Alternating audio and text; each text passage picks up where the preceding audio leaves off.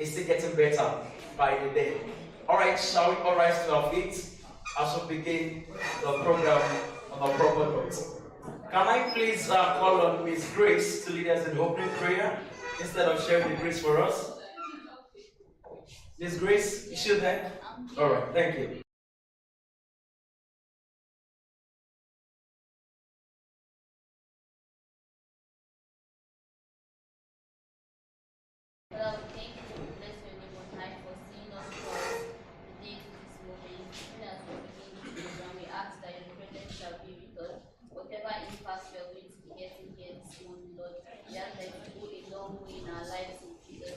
Amen. As we start, we ask that the speakers that you're going to give them your wisdom and knowledge to impact in us, Lord, in Jesus' name. Amen. In Jesus' name I pray.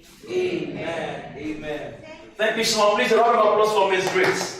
Thank you so much, Miss Grace. Thank you so much. Thank you so much. Mr. Patrick is happy that thank God I brought Grace here. Please let us celebrate Miss Grace one more time. Thank you so much. All right, here is how we roll. Of course. I know many of you, when you got in here, this place is a bit cold, so we need to shake it off and dance a little bit, just for 5 minutes. So can we stand to our feet once again? So sorry. We need to just do a little bit of stretches here and there. I only knew of one person among all that has gone to the gym this morning. All right. So, but for other people, I can't tell. So we need to shake off those things. Can we have music, please? All right. While the music is being sourced for, I need 2 people to act as volunteers. You'll be the one to lead us in the choreography. So whatever you do, we are following suit. Can we have 2 people? 2 people volunteer. Should I point? Should I pick myself? Well, let's have Tosco Furniture. Please celebrate them. Since I'm calling them, please celebrate them. Okay, Onyechi, please step forward. Thank you so much. That side is the version of Anyway, right? Okay, let's have her here. Can we have the music going? Okay, so this is what you will do. Anything you do, we are going to replicate. Maybe she goes first. You both have to agree. Alright? Okay, she go first.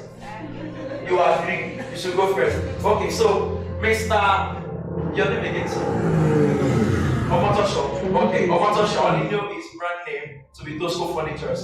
So anything he does, you are following. The way he's wrapping his hand like this, do it. If he's smiling, smile. If he's frowning, do the same thing. Are we good to go? Alright, over to you, DJ. We present to you.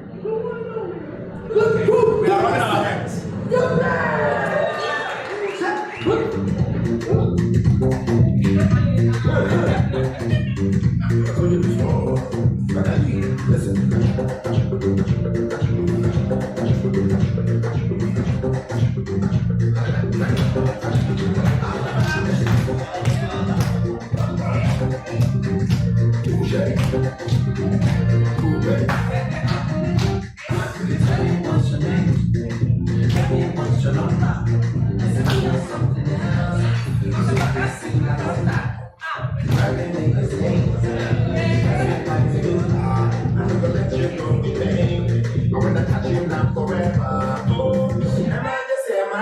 You never see me coming through. Emergency, you never see me coming through. Emergency, you never see me coming through. Emergency, you never see me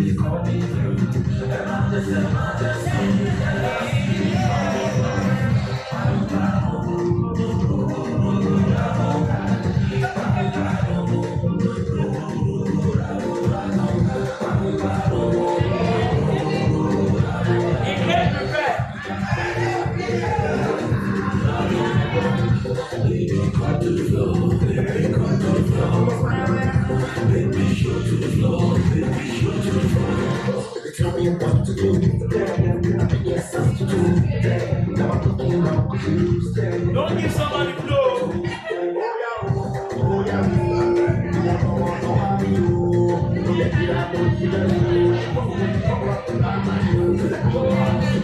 Emergency, you never see me coming through.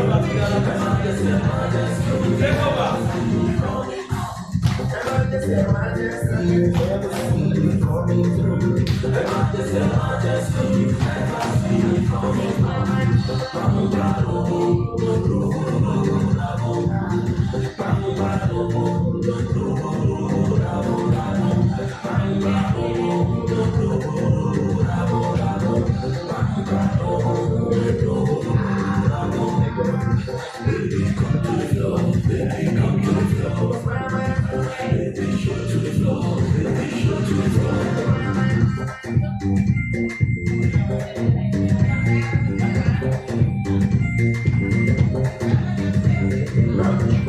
Okay, spelling that out.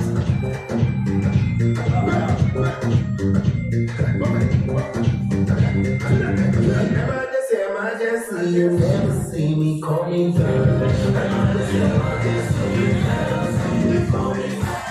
Never this emergency, you never see me coming through. Never this emergency, you never see me coming through. Baby, come to the floor. Baby, come to the floor. Baby, show to the floor. Baby, show to the floor. Alright, thank you so much. Let's give them a round of applause. Let's give them a round of applause. Thank you so much. That was brilliant. Mr. Motos actually came prepared. Like, he was ready for this. He was so ready for this. Yeah, thank you so much. Please, a round of applause for him once again. Okay, my name is Akolade Oluwatoba, and I am the convener of the amazing program, the Entrepreneurs Club with Akolade Oluwatoba. And so far, since January till this time, we've been holding this amazing event on a monthly, regular basis. And I believe, just like I told you the other time, when some people were giving their testimony that they've been here for the 10th time, she said this is the 5th time she's here. That tells you something, that whatever thing we do here is always top notch. So if you come this month and you are getting a particular package, by the time you are here the following month, you are getting something entirely positively different. Alright? So you are in for a great time. So this particular program, like I said, is a business ecosystem where you get to learn and get trained on how to make more money, on how to live healthily, and of course, on how to be influential. Okay? As we are tackling your business life, we're so looking straight into your life and career, such that everything can be balanced. Of course, it's a sound mind that can produce sound results. Right? So this particular program is sponsored by the Book Soldiers International. So what do we do here? We are Africa's foremost ghostwriting and publishing company. That's our major operation. We have to be ghostwriting, editing, transcribing, branding and designs, book consultancy, audiobook, digital publishing, hard copy publishing, website development. So our major logo that we usually tell the people, like a slogan, is that we simply take the stress of writing and publishing off you while you take the credit. You've got an idea, you've got an intellectual property, you've got something like a knowledge, and you wish to share with the world. You wish to turn it into something that is called a published asset. Okay? This is what we do for you. We simply take that stress from you. We help you do the writing, we help you do the publishing, and of course, we give you the credit at the end of the day. Alright? Isn't that cool? Isn't that cool? So, you can see this surgeon here. He said we have a book, Surgeons. Let's help you tell your story and share that message. Of course, you are here today by the reason of the many experiences of other people that you've garnered over the years. You cannot afford to still make mistakes and repeat certain mistakes that some people have made, and I've helped you by compiling them in a book for you to read so you don't repeat these mistakes. Okay? So the same way there are certain things that you have been able to successfully do that other people need as a blueprint, as a template that can take their life forward from where they are to where they need to be. Okay? So what we do basically is to help you share that story and tell it to the world. Alright? From the corner of your room, you get straight to the world. So this is the 10th edition of the Entrepreneurs Pump with Akolade Oluwatoba. A lot of times I've shared the story. Yeah, feel free to clap, feel free to clap. It's not been very much easy. If I tell you that it's a roller coaster, I am the biggest liar that ever existed on the planet. It's never been easy, but it's been worth it. Alright? So worth it. At the end of this particular program, I'm very sure you walk up to me, either you give me an handshake or you give me a hug. But I prefer the handshake that is loaded. You understand what I mean? You get what I mean? You get what I mean? Handshake that is loaded. You know, if it is hug, you only pass me at my back. But if it is handshake, it will be loaded with something either brown or white. Sure you understand? And it must not be empty. Nah, it must not be empty. The Lord bless you. Amen. The Lord bless you. The Lord bless you. The Lord bless you. Alright, so part of what I do as a speaker and a trainer is that I'm a master of ceremony. So I anchor many events, I anchor funerals, I anchor birthday celebration, even morning devotion. So just come for it. I'll anchor it for you. Alright? Are we good to go? So today you are in for another good time. I mean, I'm so excited. Ever since we got the topic and our speaker gave a yes to us that he was going to be present here, I've been so elated, I've been so happy and so glad. And I'm sure that by the time he's done with his session, you'll be wow. Tell somebody you'll be wow. Wow. I can't feel that energy. Wow. I cannot feel that energy again. Wow. If this is the way entrepreneurs do, I wonder how customers buy from me. Sincerely. Look at the way Ialata, Yonirodo, the way they do in the market. You get that kind of thing.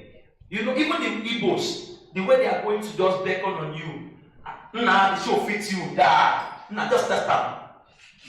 You know, they come with their vibes and everything. At the end of the day, you buy the shoe that fits you, but when you get home,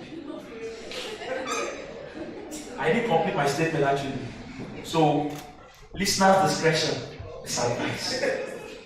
Okay? So it is better that we come up with our vibes and the whole of us. And I'm very sure. Surely the subject of money that we are discussing today. Money is one major tool that can make or mar a man, his business and everything around him. So if he does not know how to make more, if he does not know how to manage it, and if he does not know how to multiply it, he's in a transfixed state.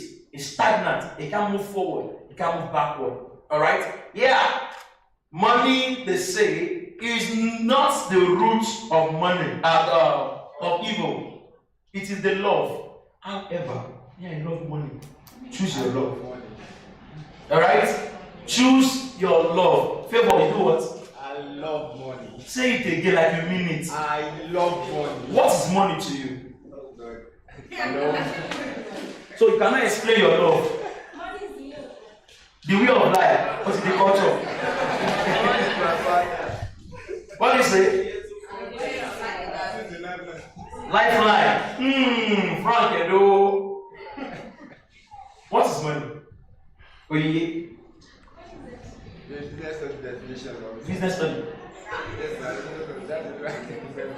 Just tell me whatever. What is money to you? Legal tender for the exchange of goods. You studied economics, right? What is money? A tool, like a spanner. Okay, to achieve what you want. Okay. It makes your life easier. For you to give that definition, definitely money has made your life easier in one way or the other. Can you give me an example? Coming here. I thought it's free. Oh, you people should have told me. See, anytime you are coming to Pong, if you enter Okada, if you enter boat, anything you enter, just tell them, I'm going to take work. She said, and it's free. She said, and it's free. Tell them that's where you're going, and it will be sorted. You didn't tell me now. Don't worry. I'll talk to those guys. I'll talk to them. Sorry that you collected money from me. Alright, what is money again? Lawrence. Money is money. Wow. Money is money. Money is life. Like data. Like data. Say exactly. Remember that time that if you don't have data, doing those kinds of VB. There's no data, your phone is useless. What are you doing with it? Even now. Even now. That. Wow, I think I can go to people. Okay, so without wasting much of our time, I will bring in our speaker up here. But please, I said something earlier on. If you want to get the best from this particular training program, it's best that you come with the mind of a baby. And coming with the mind of a baby is you accepting that though I may have the brain to have learned certain things before now, though I might have attended certain symposiums, certain seminars, certain trainings before now, but the fact remains that I'm still ready to unlearn, to relearn, and to what? And to learn. So please, I want you to open your eyes to receive. Many of the things that might be said, or that will be said, they are things that you might have heard somewhere. But you hearing it again is an emphasis for you to actually start looking in that direction.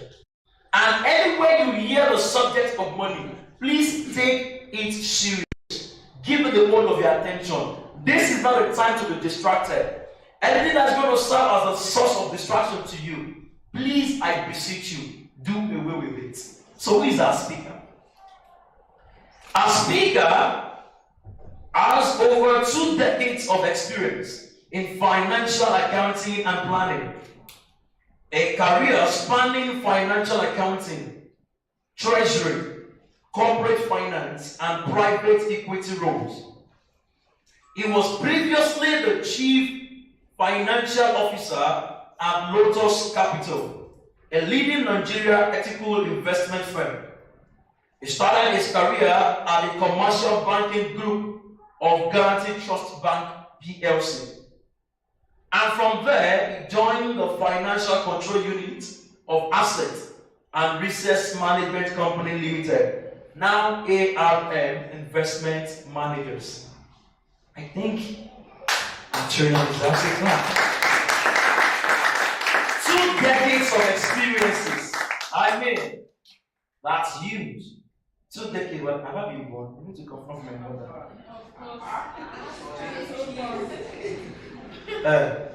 I'm still a teenager.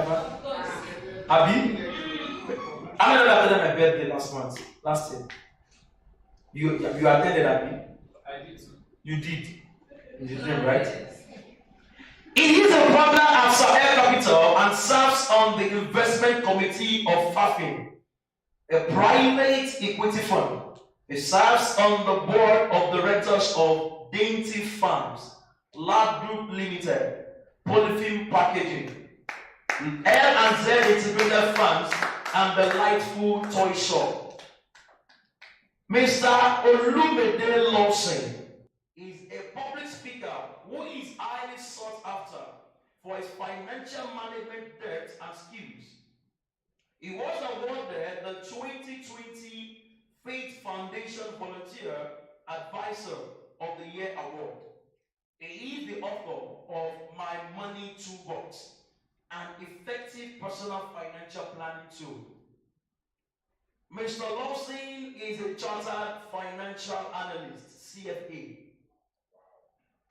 As a chartered alternative investment analyst, CAIA, and an associate chartered accountant, that is ACA. He has a BSc accounting from Obafemi Awolowo University. And he lives in Lagos with his family. Before I bring Mr. Lawson on board, let me tell you something. As an entrepreneur, you don't spend money if you really want to go faster in your journey, in your entrepreneurial journey. Do you know what to spend? You spend relationship, because that is the greatest currency. And there are certain people that you meet in life by chance, by privilege. It is important that you treasure that relationship very, very well. Bringing our guest here today is not cheap.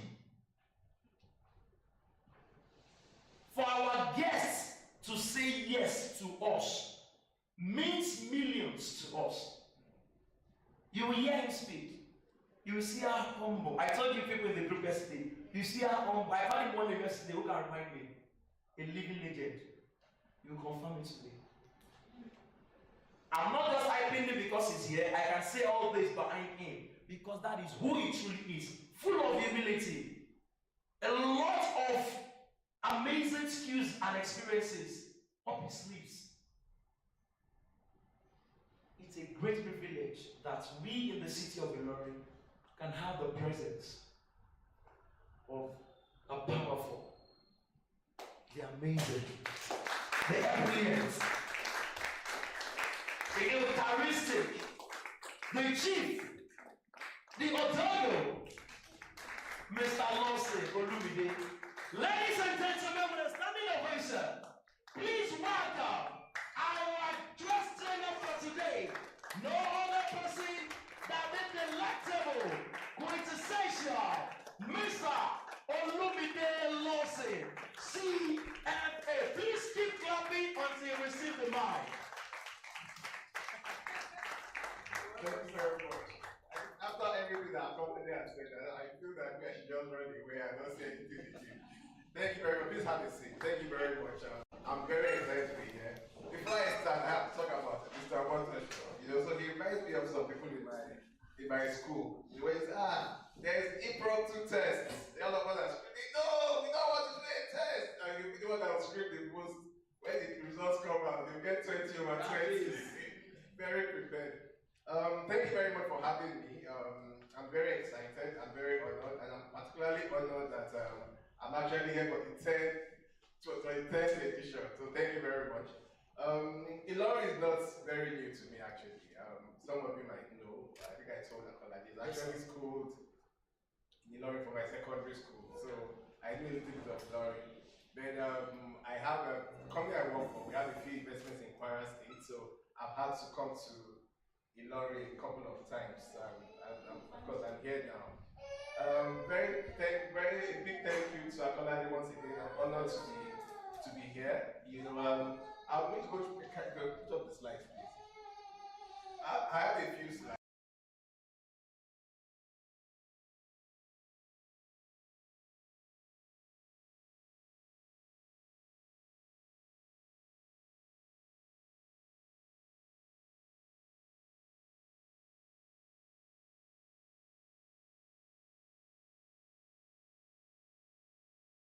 Small and medium size.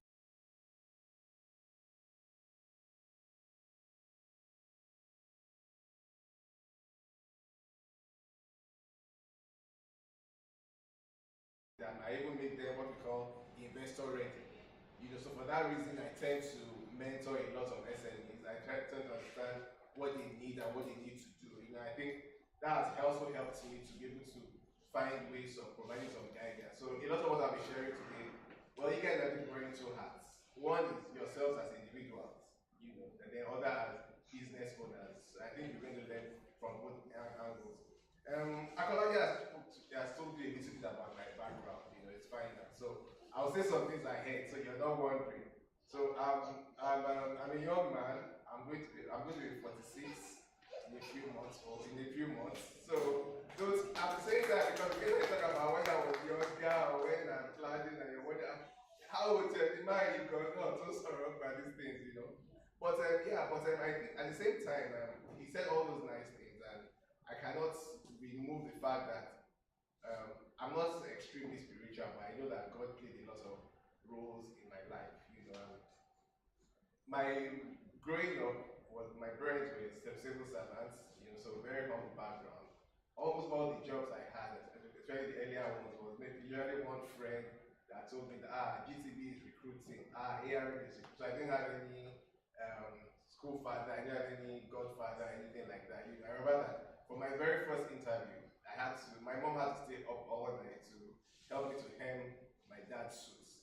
Because my dad was very tall and very slim, and I was a bit something horrible side on that, horrible side then, but I know that a lot of doors opened for me, some I didn't even expect, and some were just because I had done a few of the right things, which I'll be sharing with you. Can I go to the next?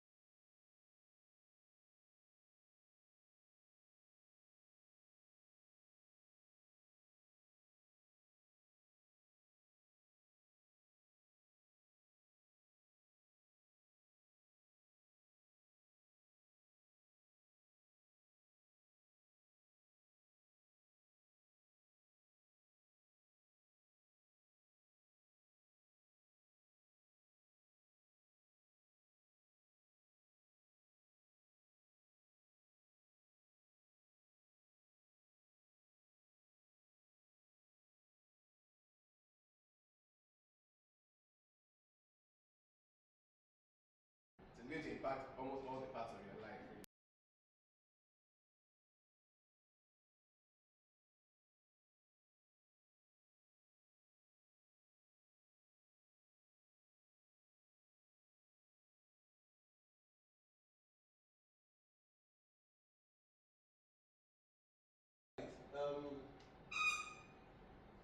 I have a quote up.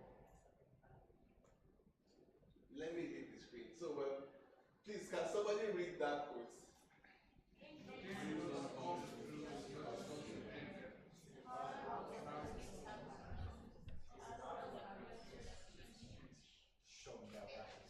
Somebody might know Shonda, right? He's one of my best script writers. Please, I would like somebody that understands, that thinks he or she understands what this thing is saying, to explain it to us.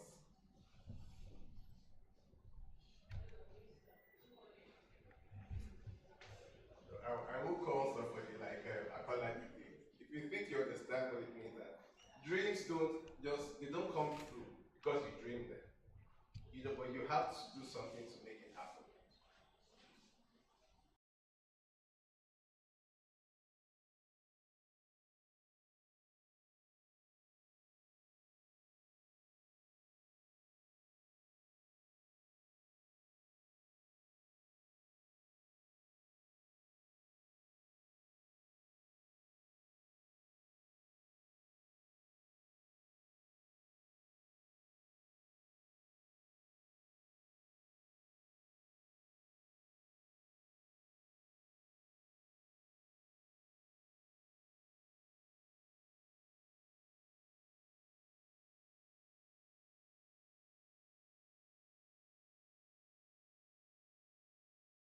Present today. Please come. So we'll make you look at it. The way people are receiving that, but nobody will know that he got it from finding. So I'll give it to you and you'll take a picture of me giving the bag. It's only us that know what's going on here. Yeah. Thank you very much. He got it. It was perfect. That explanation was perfect. And I think it's like Akolade said, there's nothing new about it. But if you think about it, it's very, very true. If you actually have a dream, it's not just enough to have that dream. You have to work at it. Yesterday, I was talking to Akolade, and when he was speaking, I just remember this particular line. And he mentioned it a bit today. When this whole dream of the entrepreneurs fund started, he didn't have that vision and decided that because I have that dream, it will definitely happen. And he he told me about how he had to clean the floors, how he worked hard to make that dream come true. By the time he's doing pump 20 or pump 25 and he's becoming a multi-millionaire, somebody will say, maybe he has done Ogmowo. Who knows what Ogmowo is? I hope you understand what I'm saying. Nobody understands the work that is done. When you see successful people don't realize the work that goes into it. You have to work hard. You have a dream, you have where you're going, you have to work hard. There's no way around it. You can be lucky, you can be lucky, but I don't think that we're talking about being lucky here. We're talking about strategically, like he said, thinking through, this is what I know, and this is where I'm going. How do I get there? And I think this just covers what I'm going to be talking about today. How do you work hard at knowing where you're going and how you're going to achieve it? Now, the next slide, so I said, but dreams do come true. I think I might need to move this by a little bit to the side. I don't like the way I'm running from my from my presentation. Yeah, but so it's true, if you work hard at it, dreams come true. Now look at these two pictures. In 2010, I loved the way there was nothing wrong. I was happy, I was handsome, I was good looking. And this is in my own eyes, yeah. Was I married? I was married to in my wife's eyes too. But I had something I wanted. I wanted to be fitter. I wanted to, like you said, I wanted to be more health conscious. I want to look 25 more than 50. And I started working at it. There are days I didn't want to go to the gym. And then days that I go to the gym and I leave there with pains and aches and I don't want to go back again. Definitely. I use this example because if I tell you about how I save for my own wedding, I did my wedding from my money. You say, well, I probably said it. You can never convince, you can never be sure. If I tell you about how I used what it was, I lost my dad just around when I was starting my ICANN, so I had to save during my NYSC year to buy my ICANN form and all that. It's a good story that is true to me, but people might believe, people might not, but this is one thing that it gives me a lot of pride, and I think more than the weight I lost, the muscle and all that, I think for me, what played out the most was my own self-actualization. That I said that, Olumide, I want to do, and I'm not there yet, but that I said that I want to achieve something and I achieved it. You will never know the satisfaction that comes with putting your mind to a particular goal, a particular vision or mission, and working towards getting there. For me, it gives me a lot of pride that I was able to do it, and that's what I'm charging you guys today. That as we go through this thing, think about what you're going to do, what you want to do, and think about the satisfaction that will come from getting there. I hope it's clear to everyone. Yes, sir. So the last thing I was going to say about this is that sometimes, of course, it's hard, but obviously, so when it comes to savings and investment, what do I have? I don't have any money. How much am I earning? I didn't have money to come here, and then almost automatically you remove yourself that in the column, sorry, it's not me that they are speaking to, but what you've done is that you are not giving yourself a chance. Many of you could have been at home sleeping now or gisting, but coming here, spending that money, you are trying to give yourself a chance. So in every way, just think about it and don't exclude yourself. Know that this thing is actually for you. You have to give yourself that chance to be able to make that difference. The next slide. Before I go into that slide, I'm going to play a little here. So please, it's in my book. But I had to modify it a little bit because the book was really for personal finance, but I know that a lot of people here are entrepreneurs, so I modified the questions a little bit. Please, can everybody carry on that? So it's a game, So we want to find out who is the smartest investor, or how will I call it? Yeah, the smartest investor is here. The smartest money entrepreneur. So if I ask a question, if your answer is no, you sit down. But if your answer is yes, you stand up. Okay. So do you have a goal or a wish or a dream for yourself or your business? Yes. If the answer is yes, you stand up. If the answer is no, you sit down. Everybody is standing up, right? Yeah, so let everybody, we all give yourself a hand of applause. Okay, question number 2. Do you consciously save some money at least every month, no matter how consciously every month, to achieve that goal? If your answer is yes to that, stand up. If your answer is no, sit down. This one is just a game. We're not God, so it's just fun. So if your answer is yes, stand up. If your answer is no, sit down. Okay. Then, do you deliberately make an effort every month to reduce your expense, comparing your expense of last month and this month, and making a conscious effort to reduce your expense every month? Yes. So if your answer is yes, stand up. If your answer is no, sit down. Good. Okay. So along those lines, like I said, this is just fun. So there's no, actually interesting. Then do you consciously make an effort, to the other side, do you consciously make an effort to compare the revenues you made last month and doing something different this month to improve that revenue? If the answer is no, if you are sitting down, you have to remain sitting down. You don't stand up. If you have sat down, you sit down.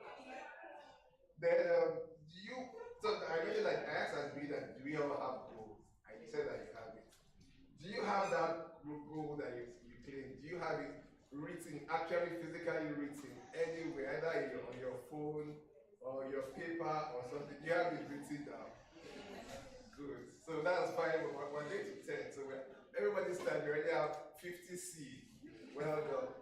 Then, do you have, apart from motor vehicle insurance, do you have any form of insurance for either health or assets that covers your expenses?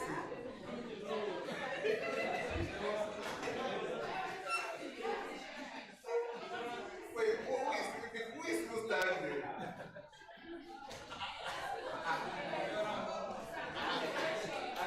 Okay, good. So we have two people that.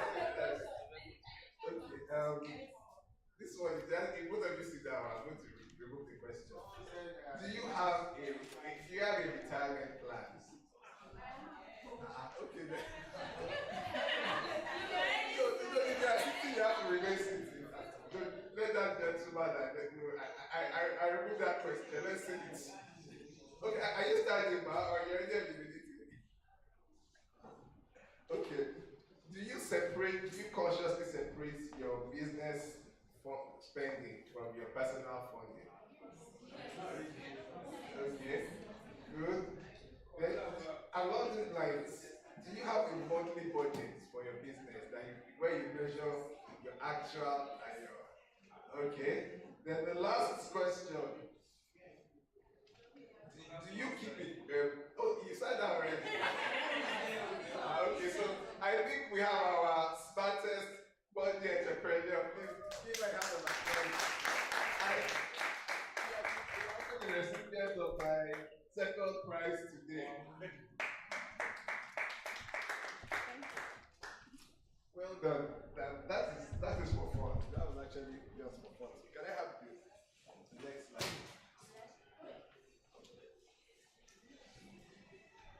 So for me, this particular slide is very short, but I think it's going to be the essence of a lot of the things I'll be saying today.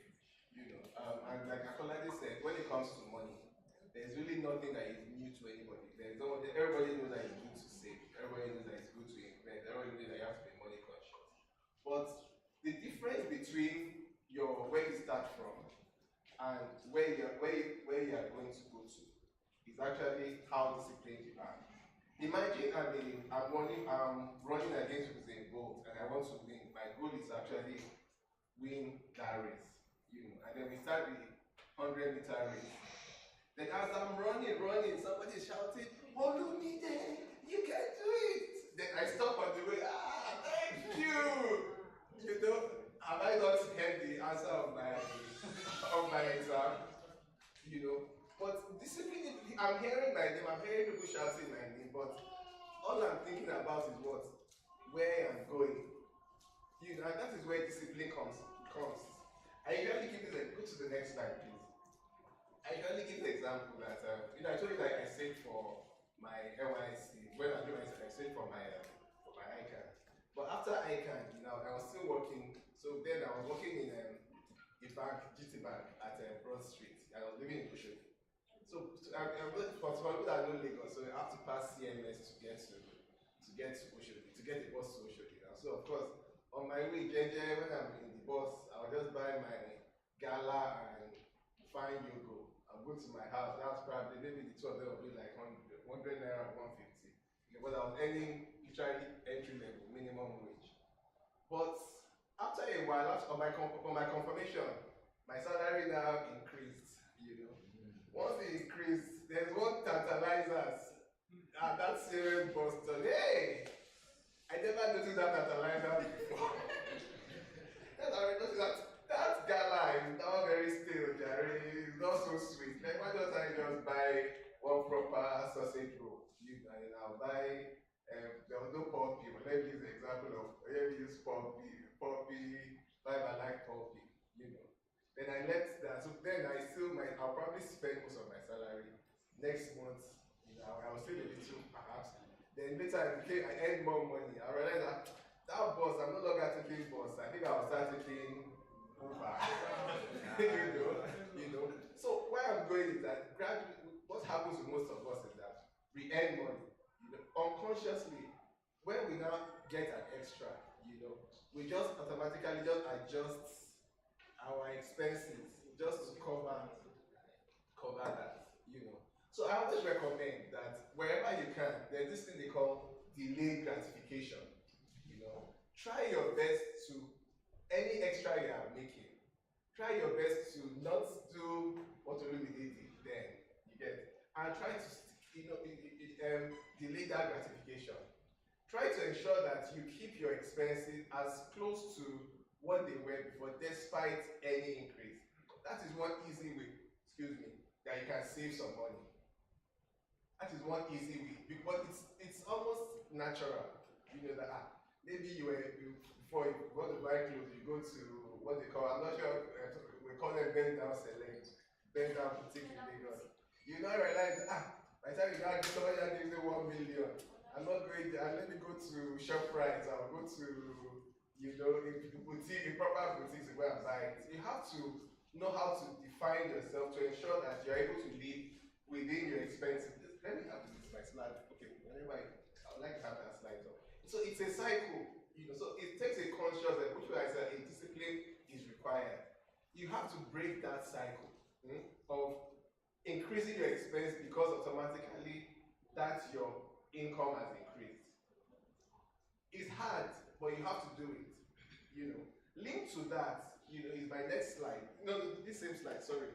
Where I spoke about even now, even with your current expense, because we've done that adjustment already.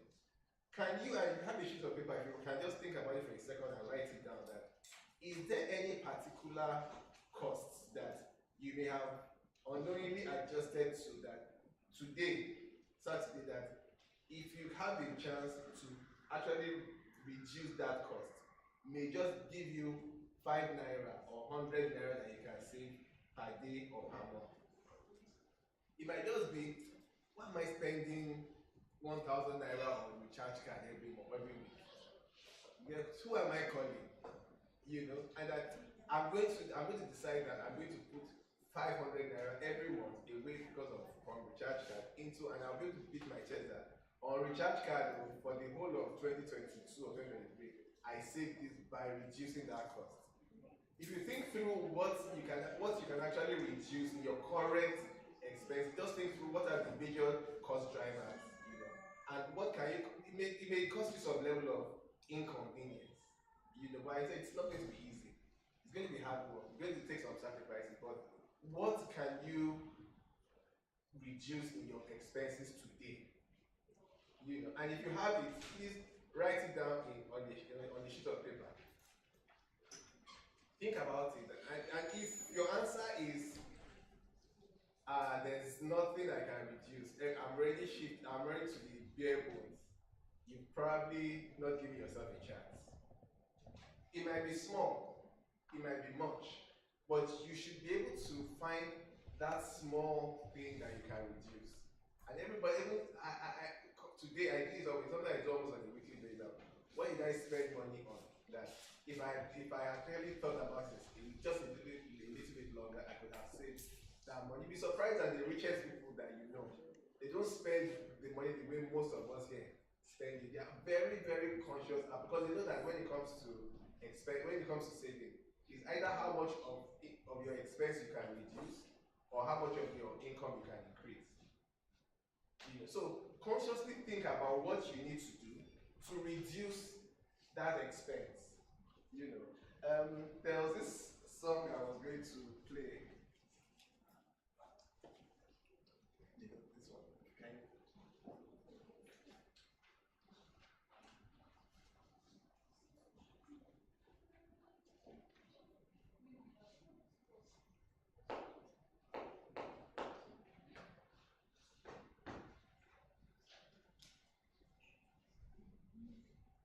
But I hope I'm still carrying everybody along. Is there anything I've said that is not clear?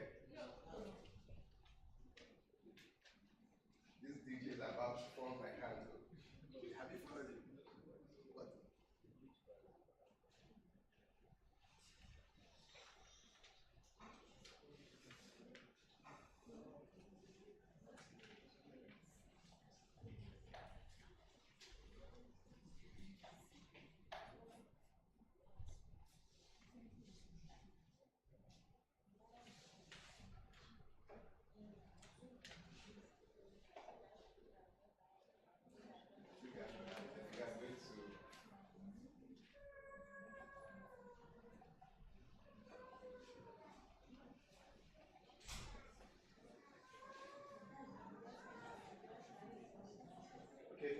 maybe we should. It's not coming.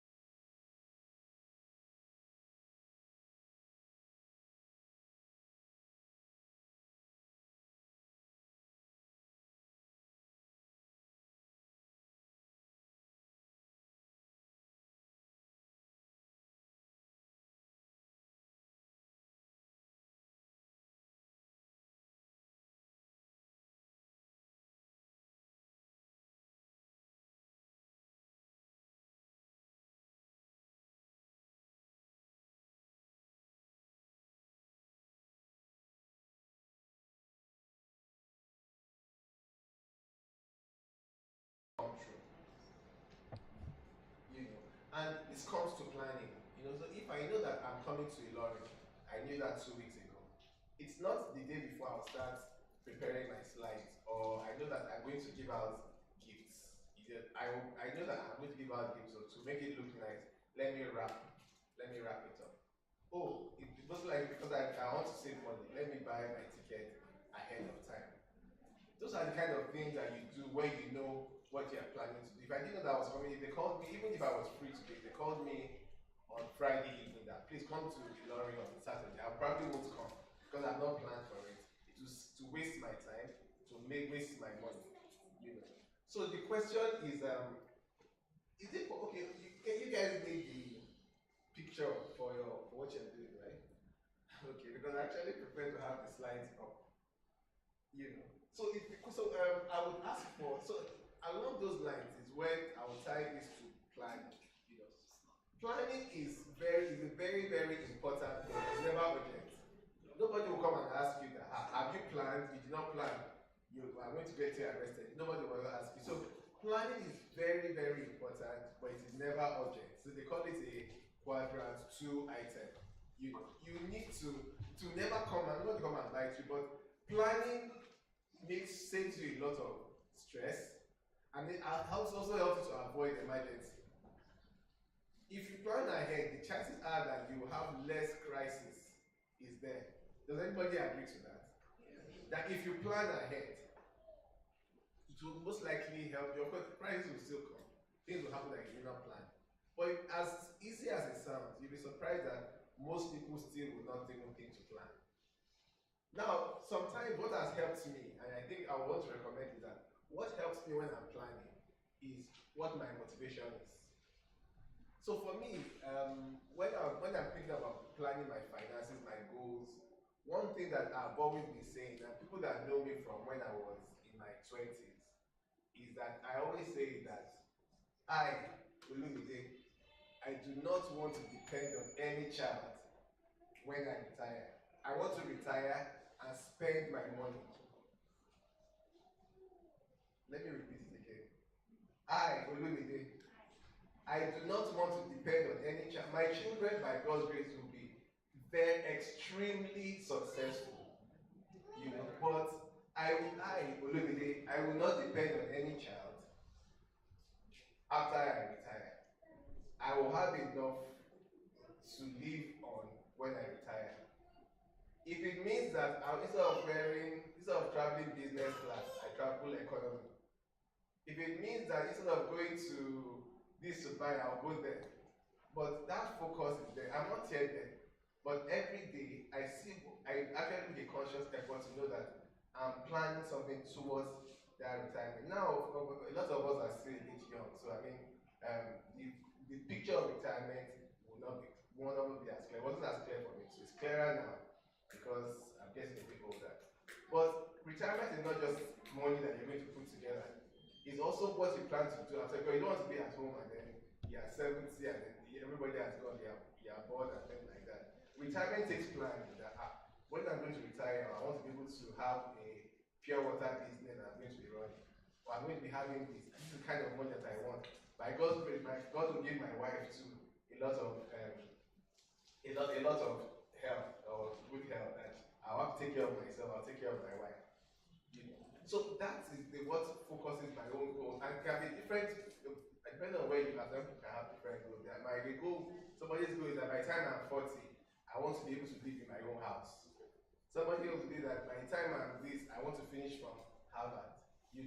So I'll ask again that what is your own goal for yourself, and what is your goal for your company, and what exactly are you doing? Not something that you're thinking and dreaming and wishing for it.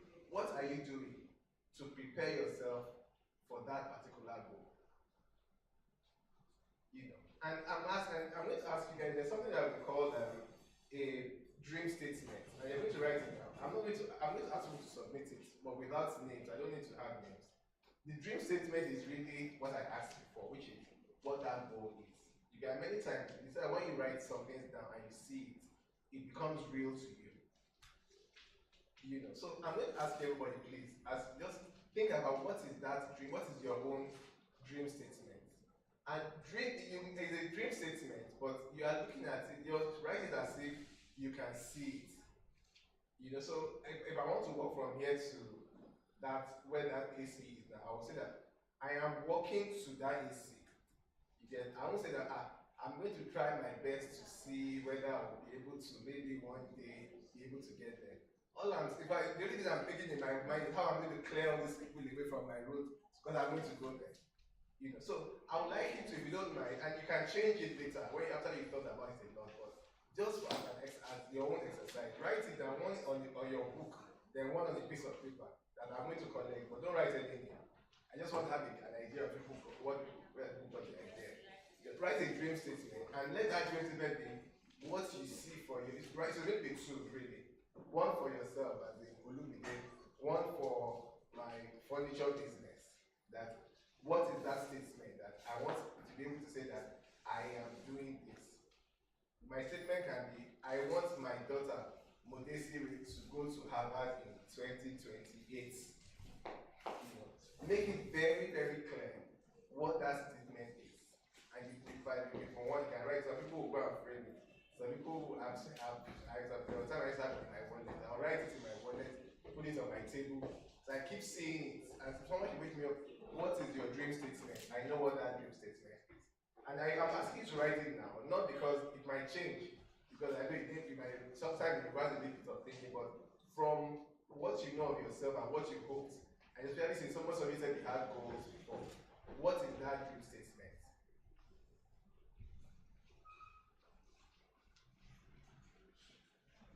Well, then, where is that gentleman that was supposed to help me in that?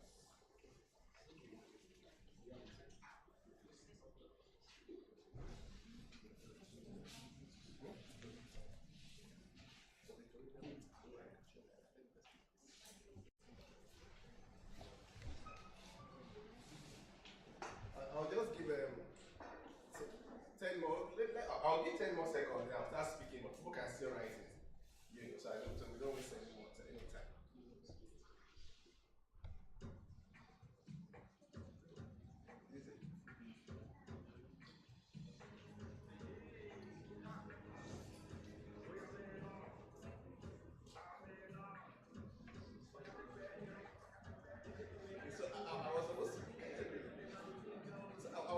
playing it at the beginning, saying that sometimes it's good to you can play it.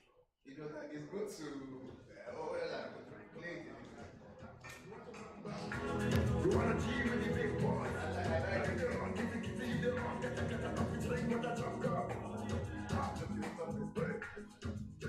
this was new to me. I'm actually pleased because I actually didn't know. Honestly, I didn't understand half of this song. Maybe because I'm an old man. So the next question I'll have is somebody that really believes he or she understands this song. And I can sing it more than what we played though. But she'll sing it for 10 seconds and then explain to us the understanding of this song. Who has that? Who can try it?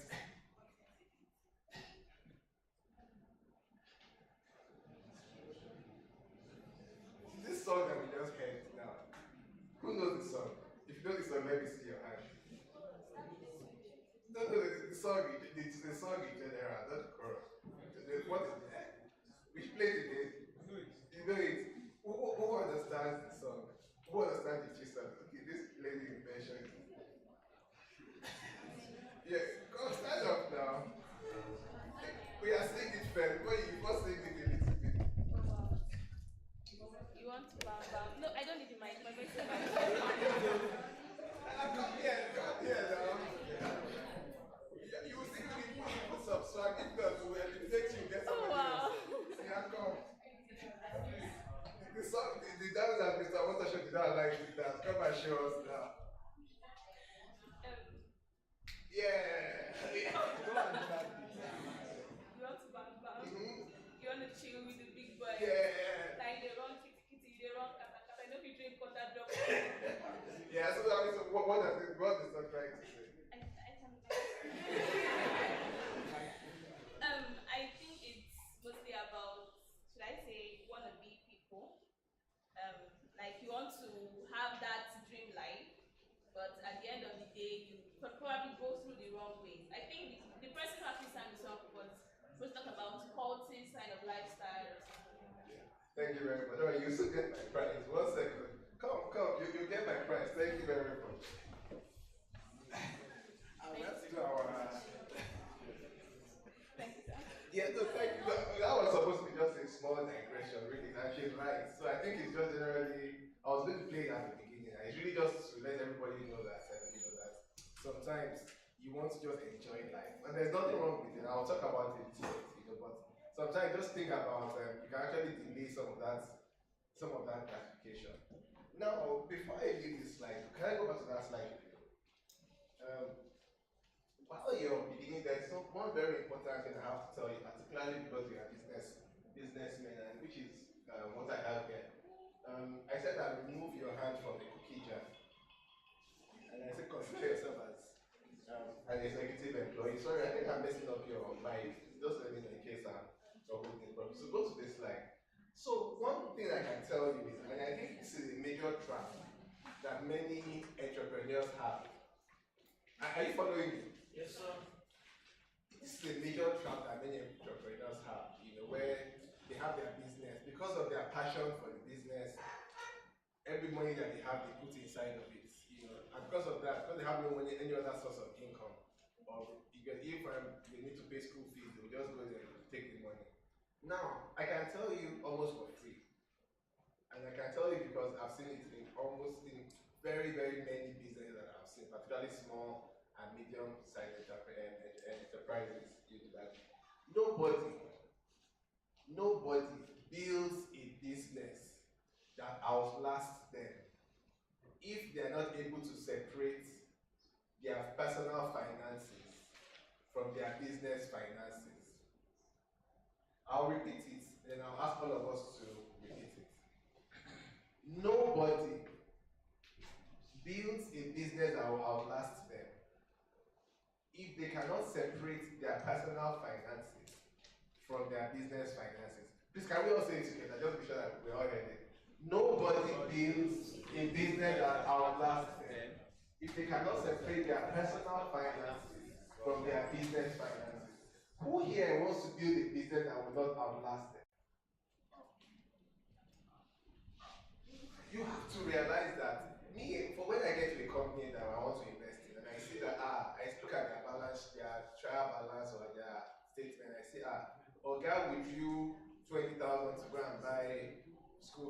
school fees for their children, or I see things that show that there's a lot of co-mingling. You get, in my mind, I just feel that this company or this person is not yet serious for the real serious business. You know, it's because it's a big trap for entrepreneurs because their business is their lives. You know, but don't forget that your business that started on day one is the same business as somebody that comes on day 50 will see. So whatever you are doing now is what they are going to see to determine. Secondly, even for yourself, you know, if you are not planning for yourself as an individual, I mentioned at the beginning that you are wearing two hats. One is yourself as an individual. The other is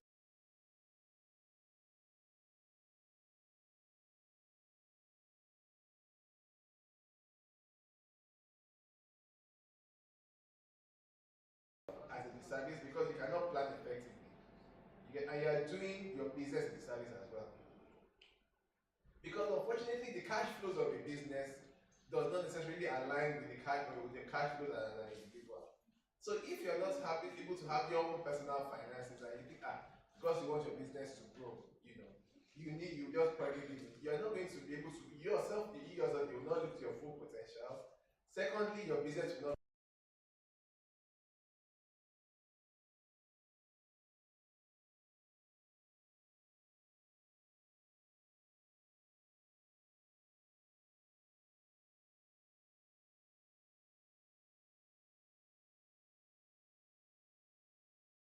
can say is your salary that you can take from the business or whatever you feel that your business can take.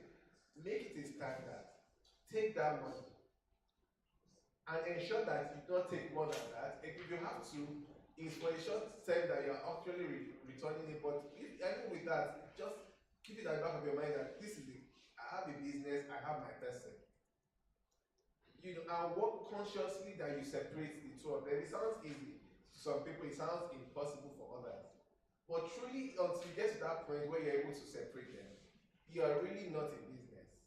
And then if you ever get to the point in which you want an investor, a potential investor to look at your business, you know, those are kind of the small things that they see that realize how let them see how you are thinking about a business, you're thinking as a businessman. For me, it just shows poor lack of judgment as a businessman. If you're not able to realize that you are wearing two hats, you can just see everything as one. It's something that I say it a lot because I see it a lot. And almost I'm sure everybody, even for the people that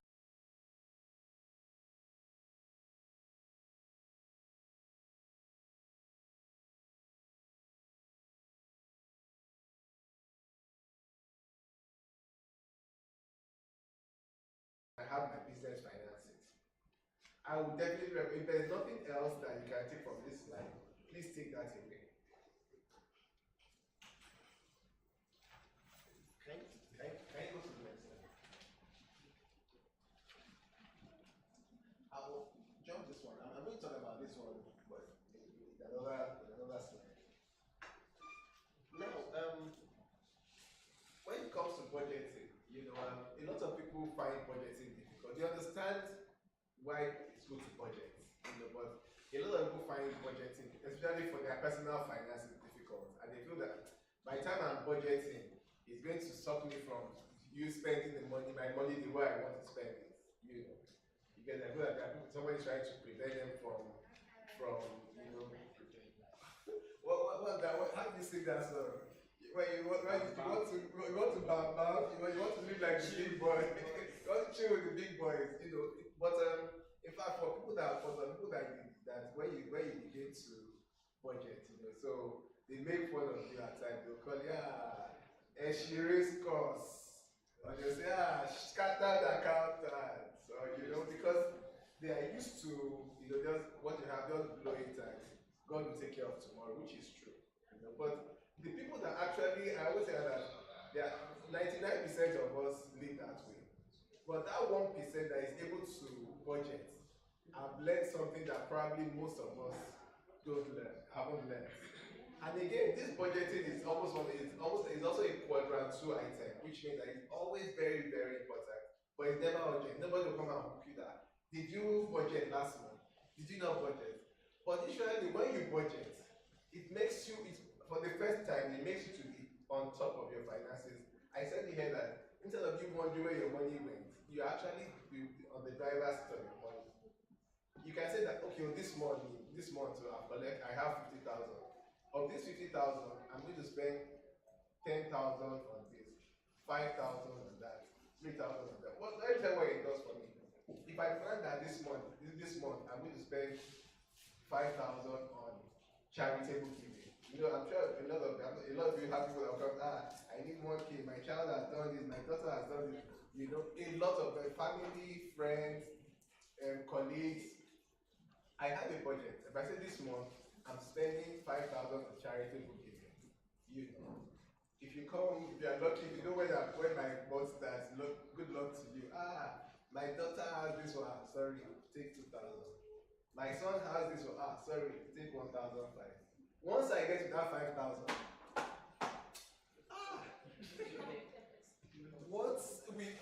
thank you. I'm even used to that now. What the story that you will tell me that will make me go out of that will be, maybe you are my mother. My mother, you know, what is it? Emotional. No, that emotional is, now I'm used to that. Because people know how to write emotional messages, so you can't work with that. So I will make sure that I do everything. If I plan that I'm going to spend 5,000 on recharge card, I'm sorry, I'm not using specific numbers because it changed. But I know I'm spending 5,000. If I plan 5,000 on recharge card, I will work my hardest to remain within that budget. Obviously, things will happen, life happens, something that you didn't plan will happen. That's sure. I'll talk about that a little bit later. But many times, working with a budget helps you to actually plan your finances and live better than you had planned. You know, and not only that, that budget also helps you to see the areas of your expenses that actually takes the bulk of your money. If you realize that you have 50,000 from your budget, you realize that 30,000 is going to food. And somebody will say, there's nothing I can do about that. Food is one of the 3 basic things of life, you know. Which is again goes back to my first slide that you have to give yourself a chance. Who says I cannot cook from home when I'm going to the office? Who says I cannot do bulk buying? I mean, people will find ways to manage costs, but if you know where the problem, if you know where the shoe is peppering you, you will know how to address it. You know. So of course there are tools. I know that if you think about it, how is it hard to, how will I budget and cope? You know, but there are tools that can help you budget on a monthly basis. You can look at this month, so I plan to spend 10,000. I actually spent 15,000. Next month, either I readjust my budget because it really has to be that 15,000, or I know that you got me last month, shame on me. This month, you will not get me. You know. So many times it helps for you to actually be able to know where the shoe is paining you. You get because still on that slide. You know. So and not only you budget your income. You know that how much are you expecting this month? You know that I know for entrepreneurs it's hard because businesses can come, businesses may not come the way you plan. But when you have a budget in mind that this month my expenses are 70,000, my income would be at least 75,000. I'll have a gap. Knowing that in mind that your expenses are 70,000 may probably push you to look for how to be able to make sure that you cover it. You cannot relax. After you receive 75,000 salary and income from sales or whatever, you can okay, good. Anything else that comes is fine. You know, but many times having that budget helps you to actually be able to know what to plan for. So you budget for your income, you budget for your expenses, and what I also call something, I think I'll share it later. You budget for your flow money too, which is where, like the lady said, that's when you want to bam and chill with the big boys. You know, because really life cannot be so difficult.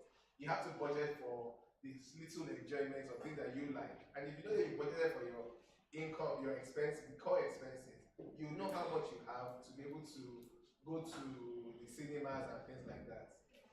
You know. Yeah. So there are very different rules. Some people decide that no matter what I earn, 10%, you know, like for people that know about tithing, you say 10% of what I earn I'm going to put in my savings. 80% of what I earn I'm going to do this. You and then they just try their best. So before they even start, they won't spend the money, and then when it's whatever is remaining, they put it to savings. Because if you do that, it will never really remain, except they adapt with it. But what's a lot of people is that from day one, they know that this month I want to try to save this, and it's not really many times not really a factor of how much you earn. I've seen drivers that every month they would save 1,000 naira in collection or 1,000 naira a week in collection, and I'm wondering that how much are you earning? But some of them, which is the funny thing, some of them have realized the benefit of saving much more than most of us. Because most of us are still wondering, I don't earn enough, how much do I have I'm saving? But it's a mindset and it's a habit to know that I can actually save a little bit, no matter how much I earn. Then tied to this, when it comes to kind to the next slide, which is what I want to talk about before, is this is an important point here, particularly when speaking to entrepreneurs. Sorry, for now, is there anything I'm saying that is strange to anybody or unclear or familiar or people have questions? But does anybody have any question for now that is making them confusing what I'm saying? Okay, let me just, I'll take those two before we go on. Okay, yeah, thinking about money and everything. I would like to ask, there are other factors that is tied to money, and which is time. How to effectively manage your time to as well will indicate how much you are actually planning to see at the end of the month. So I would like you to talk about time too. How to factor time into making money. Thank you. It's a good question, but to answer that your question, I won't talk about it now because I'll probably lose time when I talk about it now. So to manage my time to that question, I'll talk about it at the end of the presentation. But it's a good question.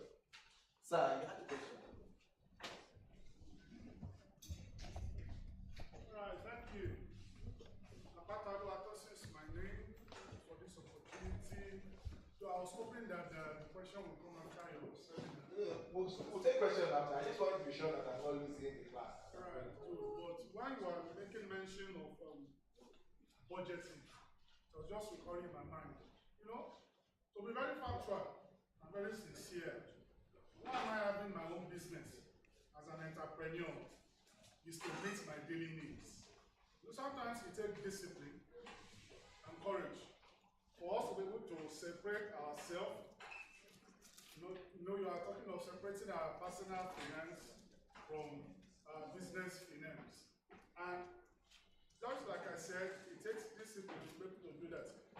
I'm an entrepreneur setting up XYZ business. Why am I setting up XYZ business? Government is not providing job for me as a graduate. I decided to think back, establish this business to make ends meet.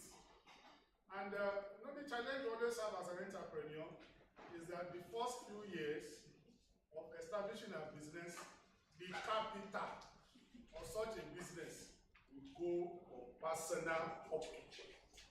That's a reality. That's what I've discovered over time. And that's why I'm just being practical a little bit. So how do you, now you are telling us this now. Sometimes I just want it to be, I don't want it to be just motivational talk. So I will just leave this place and get motivated. And when you go back there, the reality hits you on the face. And it's true. And you are not beginning to think, I believe no. So that's why I'm asking, in a practical way, in a visible way, how can you really get that done? My business is selling, I don't want to waste too much time, but I know. So my business is selling, I'm targeting now, you are telling us we should have a dream and all of that, and have this. Yes, I want to get the money too. You see, I established my business in 2016, and after I've been growing, fine, I'm trying to set my fittings in the market, but if I look back to this time, I can say no. I'm moving forward, at least making progress. But when you are now talking of, when you now mention of that, I was just contemplating and looking back. I said it's not an easy thing. It's not an easy task. I have a wife to feed, I have children to feed, and you see, and women can be so funny when they will drag you and you're not going to do something at home. You will be tempted. You will be pushed you will go back to that lifestyle you are set apart for yourself. No, thank you very much. And I think that is great. I think services. So, if the point is taken, I think does everybody understand the question? Very, thank you very much. I don't, yeah, I think it's fantastic. Thank you very much. And I think I'll be lying if I say that it's easy. You know, the first point to raise is let us even establish whether it is necessary or not. You get what I'm trying to say? It's not going to be easy. Like, and I've told one thing I can tell you for sure, for free. You know, and I like that you started with the area of the issue of discipline and code, which I also made. I think that was before you came. You know, you have to I can tell you for free that for the businesses that I have analyzed, and that is my job. You know, once it's seen that commingling is there, you know, it's already a red flag. I'll talk about how I think it can be done aside, you know, but I think the first thing, let us establish that if you're working with that mindset that I have to go back to, you mentioned it, you're right, you put in your own personal money into that business, and that is what they call equity. You get it's equity, that means that there's no business in this world that you see that does not start with some level of owner's equity. So it's not new to you. I'm sure Dan Gote, when he was starting his business one day in 1902, he put some equity, even if it is sweat capital, you have to put some skin in it. That is unusual. It's not unusual. Now, do you need to take some money out? Definitely. Because nobody will say that. There's nobody in this world that will say that, why are you taking money out? The real issue is how that money is being taken. The point I was trying to make is that it has to be taken, money from that organization should be taken in a structured manner. So it's not going to be, my wife needs Ashwebi today, a LLC company, go and take that money out. You know, if you know that you are working towards a budget, and you know that you are seeing yourself as separate from your business, and you're able to, based on your cash flows, be able to know that what the business can afford to pay me is 80,000 naira a month. Then you work towards ensuring that Ashwebi is from that 80,000. Fine, you can decide that you want to withdraw your equity in the business, but you can do that. But at the same time, what it means is that with your own hands, you're also gradually bringing that business to zero. And you can, some people do it. I'm tired of this business. I'm going to liquidate it and go. Immediately you start putting your hand back into the capital of the organization. That's the first step to what's the word now? To liquidating your business. Now, if your business is not at a point in which it's able to sustain you on a day-to-day basis, then it means that either, and we'll talk about it a little bit, either you have to find an alternative means of income, you know, or you know that really you have no choice, but this business is not going to be a business that would outlast you, which is where I started from. That might be a reality that you have not found that business model that can sustain you. You get, if for instance I leave my current job and I want to start selling ice cream on my street. That is my business. Of course, I put in 1 million. Of course, that cannot sustain me.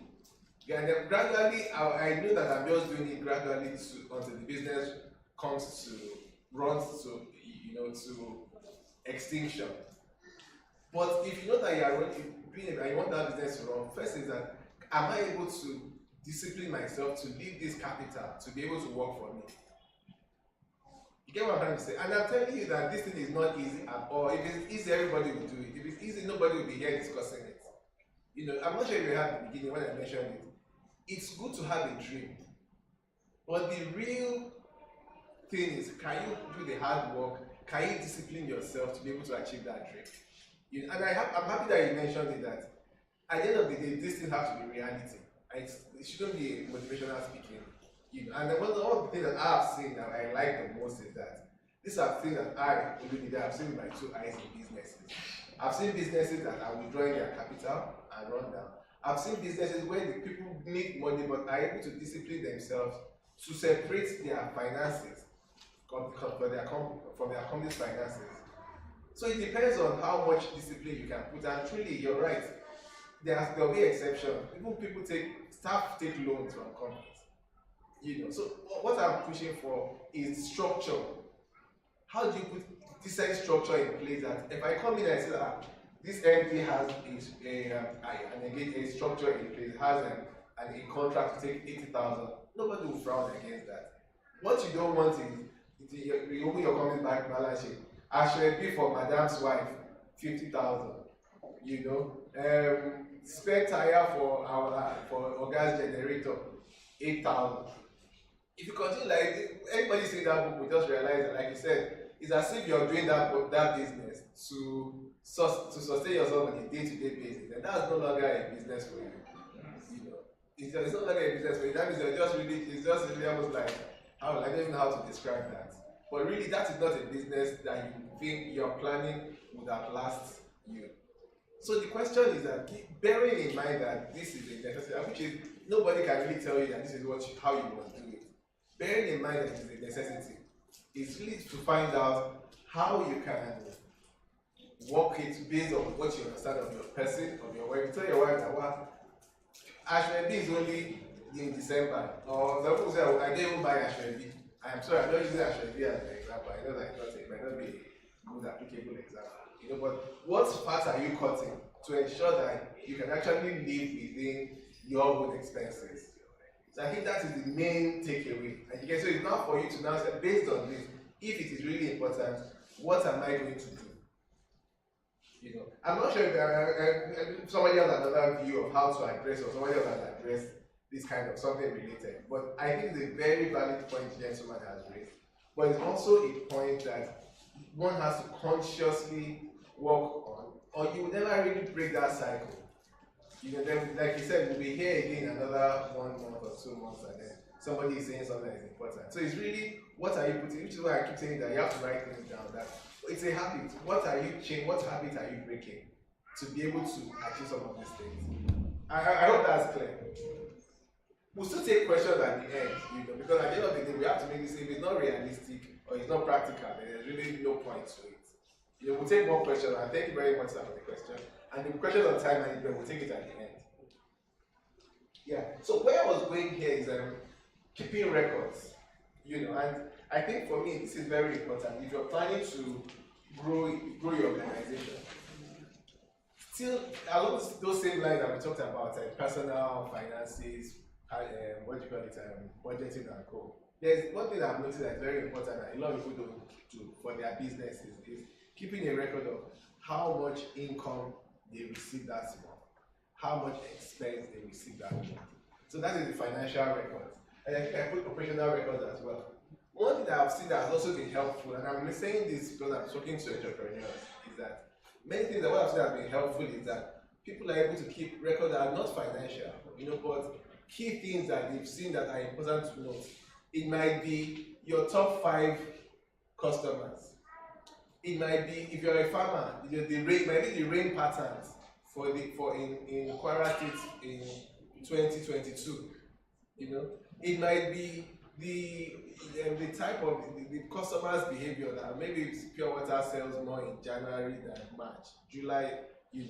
Consciously don't see yourself as I buy today, I sell tomorrow. Let's see what tomorrow will bring. But think about this. You want to be able to generate records. One problem we have in Nigeria is that we don't have very good statistics. So what you're able to generate for yourself is not only useful for yourself, but can even be useful for other people that may be going into a related field in the future. So think about your business. On one hand, you should be able to keep a record, because anybody that's coming to look at your business as an investor many years ago, some of us might be far away from that, or even speak to you about possibly investing 1 million, 3 million, 5 million. There's nothing as strong as to be able to see your track record. This my year 1, I did 2 million naira, but I made a loss of 1,000 naira. My year 2, this is what I did, and then you can tell the story that the reason I made a loss in this first year, but I was able to make I realized that this was why I made a loss. Bye. Then my year 2, I did that, so the loss has reduced. I'll come and see my year 3 is now very high.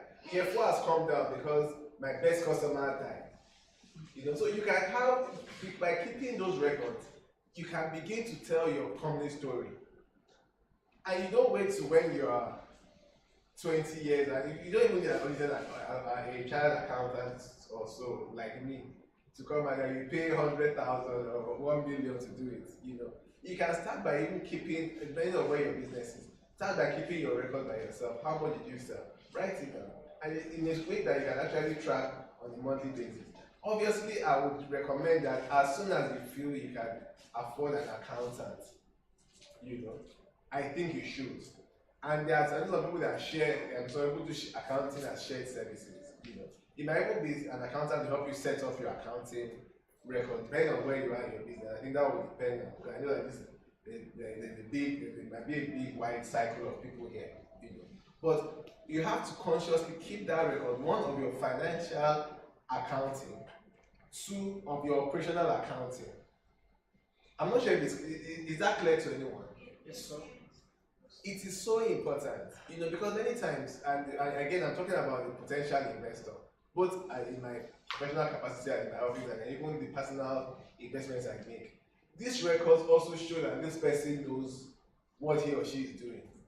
If you're telling me that you're into furniture making, and then I'm asking you that who are the top 10 furniture makers in Kwara State, and what are their revenues like?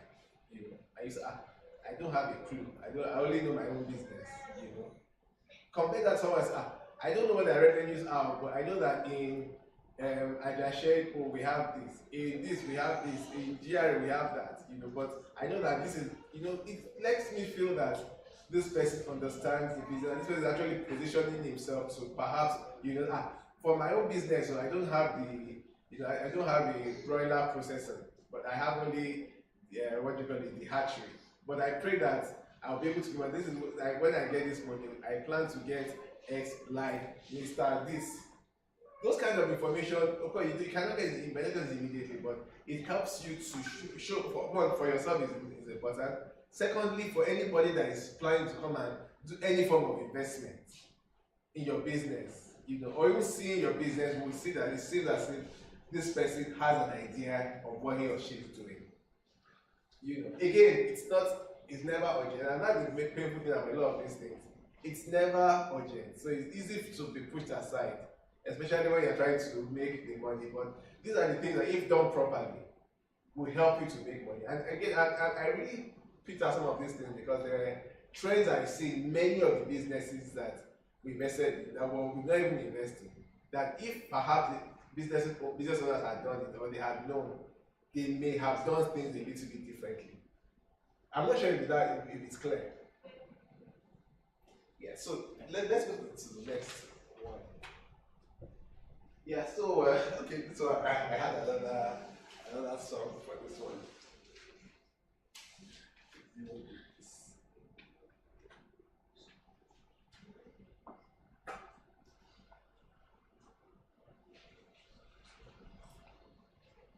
This MC, your DJ, your songs have to be coming fast. It's disconnected.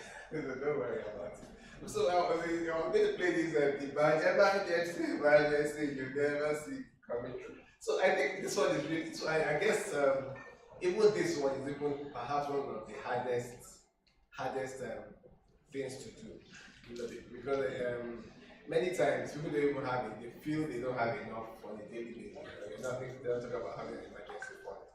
But what I have seen that has worked for me, was that nobody ever expects emergency. And then because of that, when this emergency happens, you are at the point in which you are now forced to, what's the word now? Now start looking for money, helter-skelter.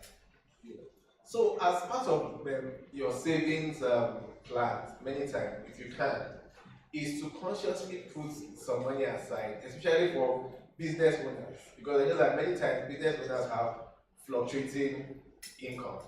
This month is good, next month is good, it's not as good, So those months that you feel that a little bit better than others, to make a conscious effort to put some money aside that will serve as cushion for the months that have not been good. But I'll ask you a question: has anybody here, because I think you're all probably business owners, have you been in a situation in which you had a good month, then you had a bad month, that it was the was the benefit, was the savings from that good month that helps you through the bad month. So people have seen that happen. Yes. Of course, the big challenge is you have one good month and 7 bad months, of course, at the point to finish. But it's exactly that. So what the emergency fund is saying is that make it a bit more deliberate. You know, to know that my good month I can make 1 million, but in my bad month I might make 10,000. You know, so what am I going to do that when I make that 1 million? So make the 1 million, but live in my head as if that month was a 10,000 naira month. Does that make sense? So to know that this month is really, you know, is really a month of surplus, but I know that it's going to follow by a few years of of drought. You know, so how do you put that money aside that when that period of drought comes, you know, you have some money for emergency? I call it emergency, but it's really just to be able to cushion you for the months that are not as buoyant. And it's very, I think I've seen it to be most important for ladies and gentlemen or businesses with fluctuating income. You can use it for your personal life, you can use it for your businesses, you know. And then of course the problem is that when sometimes because of the gap in between the months of supply, you now have losses, then by the time the money comes, you've got it to pay off losses. So it's difficult, you know, but it almost always helps if you have fluctuating income to have this money that you know you're keeping aside to cover for those periods. Is that correct? Now, the next area I'll talk about, I think I'm not sure if people have read this book. So I read quite a number of books. I refer to some of these books at times. The Richest Man in Babylon. So if you know, you probably would know a little bit about this. Talks about savings, you know, and I think all of today we really touched on savings in one way or the other, you know. And I think the biggest thing I would like to mention about here is that I think what savings does for us is that it takes you away from where you are just surviving.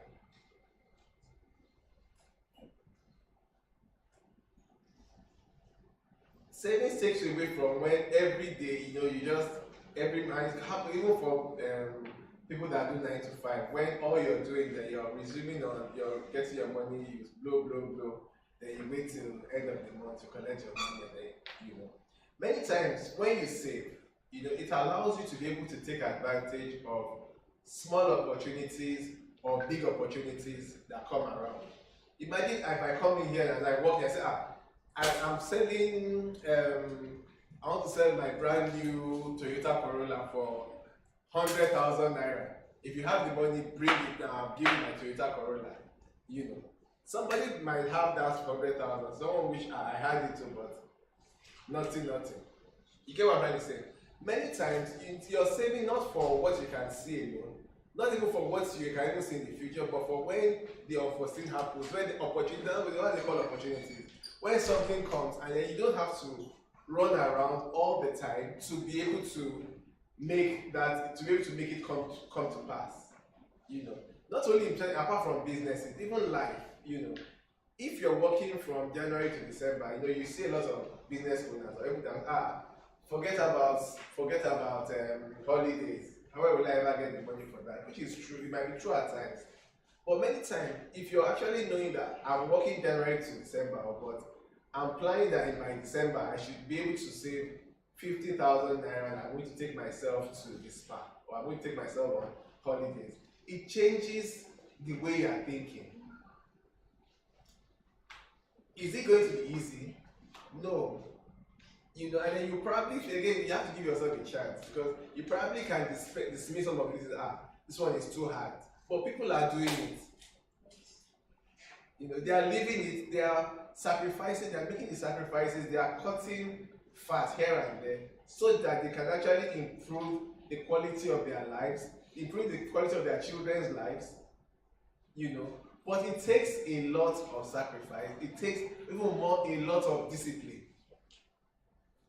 You know, so what savings does is that it allows you to be able to take advantage of opportunities when they come, when you cannot take it again. Saving again, I keep saying it, is not is a quadrant two thing. It is very important, but it's never urgent. So nobody will come and tell you, if you don't save, I'm going to. Nobody will say that. Life will just continue. Just realize that you spent the last 5 years. What do you have in your savings for your? What have you saved? Nothing. And you will justify it to yourself that how could I have saved? How much am I making now? And you're probably right to yourself. But with that small change in your thinking, that small change, which is why it's a habit that I have to put something aside. You may just be at that point where you are able to make a difference in your life. Is that clear? But it takes a kind of mindset. One of the last things I will talk about is, please go to the next slide. I wrote a book. I said a few things about how you can save, which is either by finding ways to improve your capital, improve your income, or reduce your expense by little things. Maybe you realize that you have one subscription that you are not using, remove it. Or when you are going out sometimes, leave your debit card at home. Some of them are just funny things, but things that you can just do, So I think on my Instagram too, I put a few of those ideas on how you put small fun things that you can do that may be able to help you to save money. Okay, so this particular one is go to the previous slide. Yeah, this particular one is my what I call it my favorite, because I think of all of them, all the other ones talks about things that have to do with things that you see, things within your box. I think this one has a little bit to do with thinking outside the box, and a part of it I tied it to passion to profit. Put the next slide. So next slide. So there are two aspects to this. What you have in your hands. I said I want Moses. I hope that was the context that God told Moses. But there are two ways I look at this area when it comes to the putting your passion to your profit. First of all, what do you have in your hands? At a point you need to, from a financial perspective, you need to analyze what you actually own, who you are. What are your assets? Either as an individual or as a company. What do you actually own? What do you own? Do you have a car? Do you have a house? Do you have a this? Do you have a that? List all the assets that you have. And then list the liabilities. Are you owing your landlord rent? Are you owing school fees? Did you buy a car from First Bank and you have some lease on it? With that, you'll actually be able to know what your net worth is. Some people, their net worth is positive, some are actually negative. Like, surprised that half of the rich men in Nigeria is actually negative net worth. So many times it's good for you to have an idea of how you start as what is your own net worth. What are you worth as a person? I'm sorry? Okay. What are you worth as a person?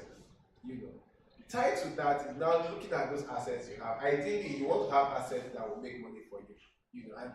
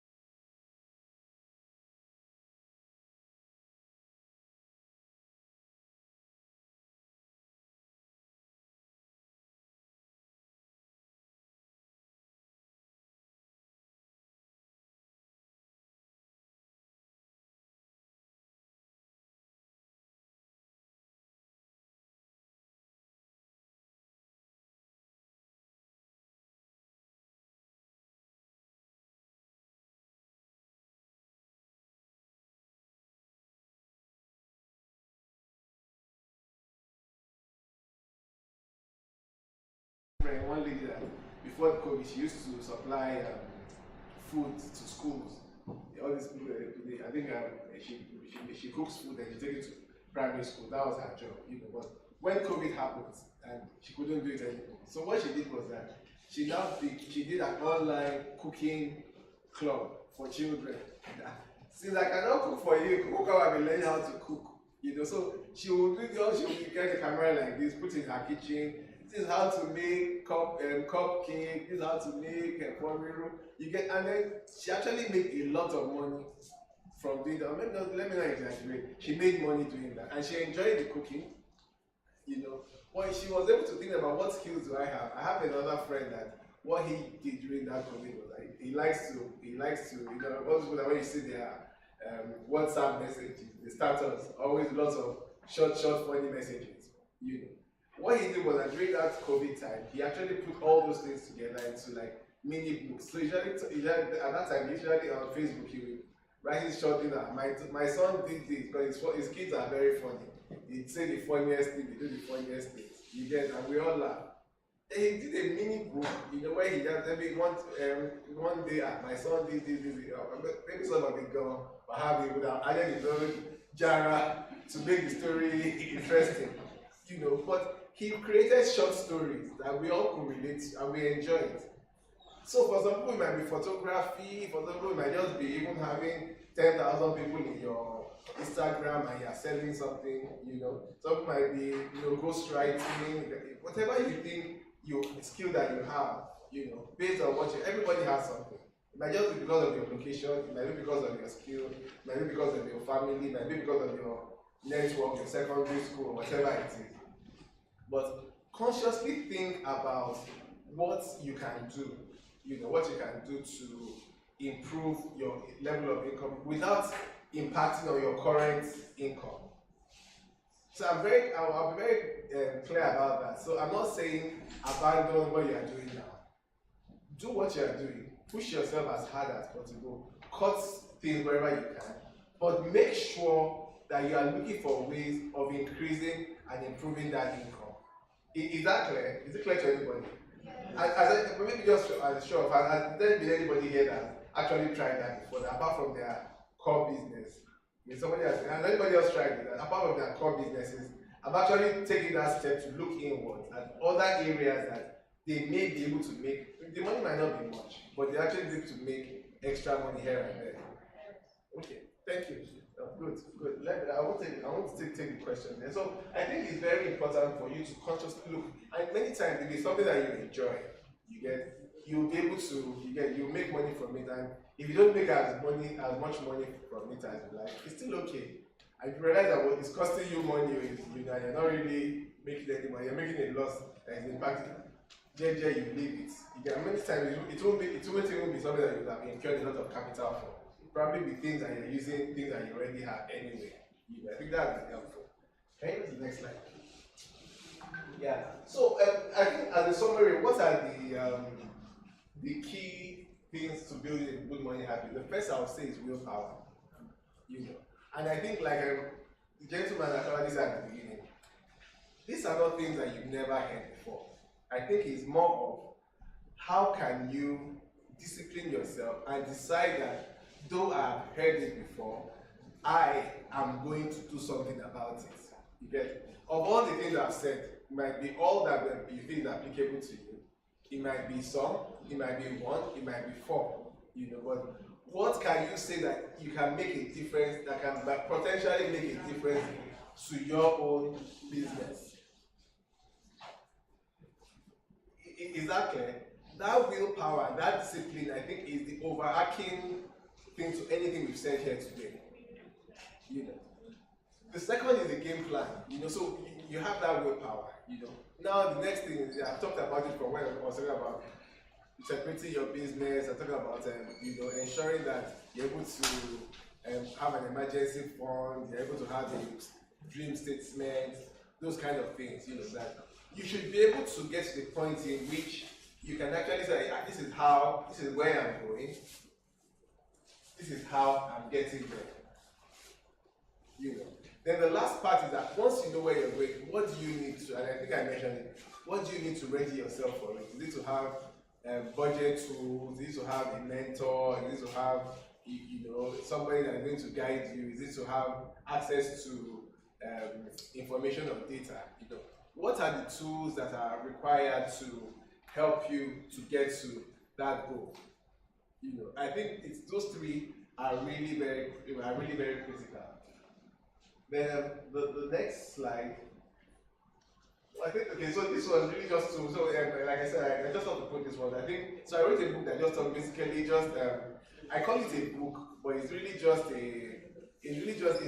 journal. So it's a monthly journal. You get so all the things I said about, because I looked around. I think I tried to find out that what do people really need. What are the tools I think are necessary? So, what is your helps you to set your goals for the year, goals for the month, then even how to break down your income and expenses. A lot of what I'm talking about is just to see how we can actually be real to people, on a monthly basis. And like I said, I think for budgeting all of these things, and because it's a habit, you probably fall. You probably make mistakes. So I think it also helps to see that when those times come when you're not able to do it, how are you able to pick yourself up? So I think financial mastery. For me, financial mastery is important because until you get to the point where you realize that you are the one on the driver's seat of your finances, you are really not really doing anything yet. You should get to the point in which you can decide that if a difference is going to be made, it's going to be a conscious thing that I, Olumide, am making. Second is that just better quality of life. Just allow you to be able to know that I'm saving because I want to go on a holiday. I'm saving because I want to be able to buy myself a car. I'm budgeting because I want to be able to even improve, have more time for myself. Things like that. I think it helps. And I think Akolade mentioned it earlier on, health and wealth. So apart from even the financial bit, I think it also gives ideas of what you can do. Because I think for me, I've realized that you save more money when you're healthy. Because if you're not healthy, all that thing that was about emergency fund is gone. I talked a little bit about insurance at the beginning, and people were laughing at which one is insurance. But you'll be surprised that having health insurance might just save you a lot more money. I like it particularly because it helps me to be able to budget. I know that if I should pay 10,000 naira to my health insurance company this month, I know that anything that has to do with health, the maximum I'm spending is 10,000. So that risk of would I have to go and spend 100,000 or 150,000 or 5,000 is not there. So for my budgeting, it helps me to be able to do. But that is me. People have different thresholds when it comes to risk. But it helps me on that. And not only my health, I also budget actually my other assets. So people laugh at me. I insured my phone, I insured my laptop, I insured, so that if my phone, the car is even easy. So I will never do third party. So I said, if my car gets missing like this, all I'm doing is the insurer of the insurance company. If my phone gets missing, what will pay me is the data that is the information of the data that is there. And that is how I've been able to. I don't want to, in the middle of the month, have that risk of having to go and look for money to buy a new laptop, a new car. But again, it comes with discipline, and it comes with self-will. Some people will realize that it's maybe it's a bit too extreme, but that is what I've been able to do to discipline myself and ensure that I'm able to live with it. And I've been doing this for as long as I can remember. So I think that has been helpful to me. And then what I realized is that all these things that we're saying about discipline, it's good that a lot of it is about financial discipline. But I think even far more than financial discipline, I think if you're able to discipline yourself in the area of finances, that same discipline, you're able to apply it to literally all areas. I'm not sure if people are getting me. If you're able to know that, I'm able to, because really at the end of the day, disciplining yourself, that means you're depriving yourself of something that you really don't want to do. You know that I would rather go and, who wants to run 15 kilometers in the morning when it's not as if somebody is chasing you. You know, but you do it because you know that it's necessary. For you know, so sometimes learning discipline, you get, so the book also tries to teach discipline in other areas, to talk about your health, you know, the way you relate to others, the way you plan for your retirement and things like that, just to be able to harness all the areas of discipline, you know. I'll leave it, go to the next slide. I'll leave a small assignment for us. Again, I will not ask who has read this book, you know, but I will ask somebody to please help one person to read this to read this quote. One person. Let me ask this gentleman. You're not running from my bag. All big things come from small beginnings. The seed of every habit is a single tiny decision. The task of breaking a bad habit is like operating a powerful oak within us. And the task of building a good habit is like cultivating a delicate flower one day at a time. Thank you very much. I got this quote from a book I read, Atomic Habits. And if you're into books, I think I would recommend that you read it. You know, but I think the big takeaway from this, and I'd like you to write something down, is no habits. Like I said, we've spoken about different things. You know, some of them will resonate to you. Some of them you think this one is not really for. But the question is, the truth is that for you to really make a change, you know, I'm sure you didn't come here because you were bored. You came here to make a change. So the question for you is that of all the things that you've said, what has resonated, or what part of it may not even be exactly how I've said it. I might be saying ABC, but I'm saying that ABC, you are relating it to CDE because nobody knows your business like you do. You know.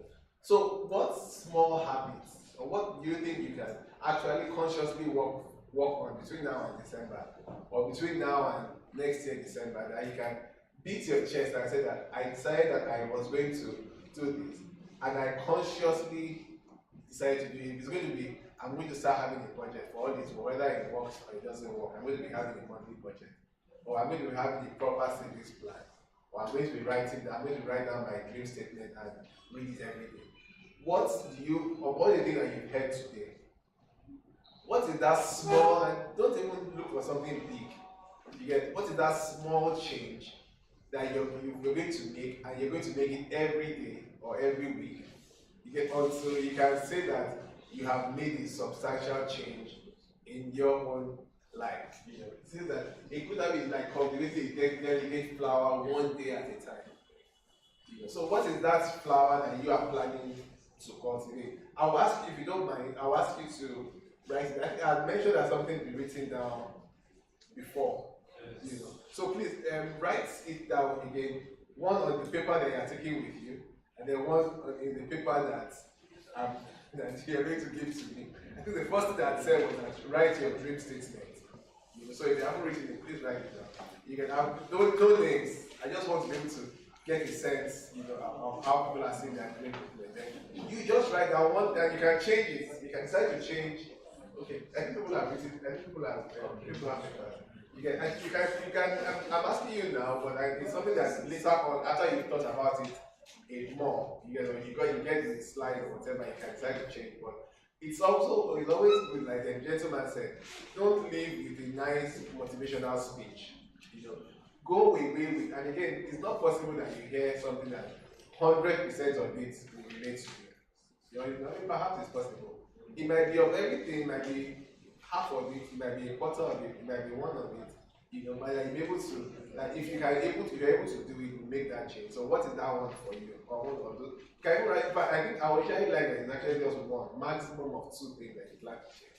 And work towards it so that you can say that this is what I worked on and I made a habit of. I think that should be the last slide. Yeah, so I think that's last. The only other thing was that there was one of my own mentors, because I listen to a lot of people, I read a lot of books. There was one of my mentors that read the book and she found it useful, and she's a bit elderly, so she also she related it to her son and her her husband's gardener or cook or something like that. They found it useful. So she did like a 3-minute testimonial, which I thought was helpful. So we can show it now, or maybe later on. But that's what the presentation is about. And I hope you guys learned a couple of things from it. So thank you very much.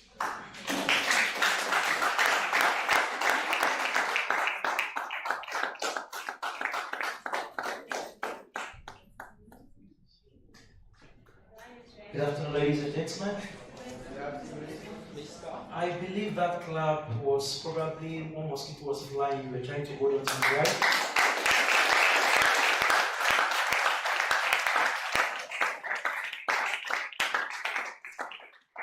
Okay, these are the kind of claps you give probably when the governor is passing.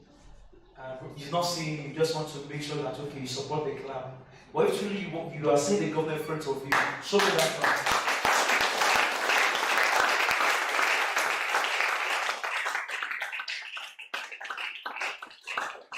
I mean, you're standing before Dangote, and it's like the only thing that will qualify you for this particular grant, for this particular money, is when you give me a befitting clap. Please give it to me.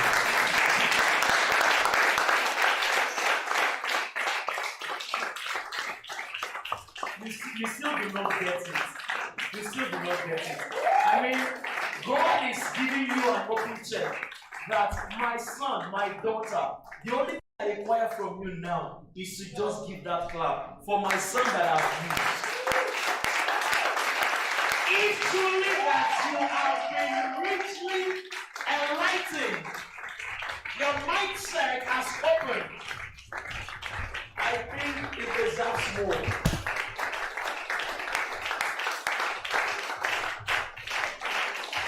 Thank you so much. Thank you so much.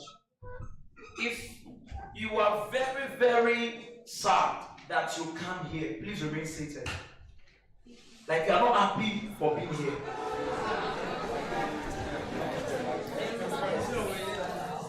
Okay? No, be honest, alright?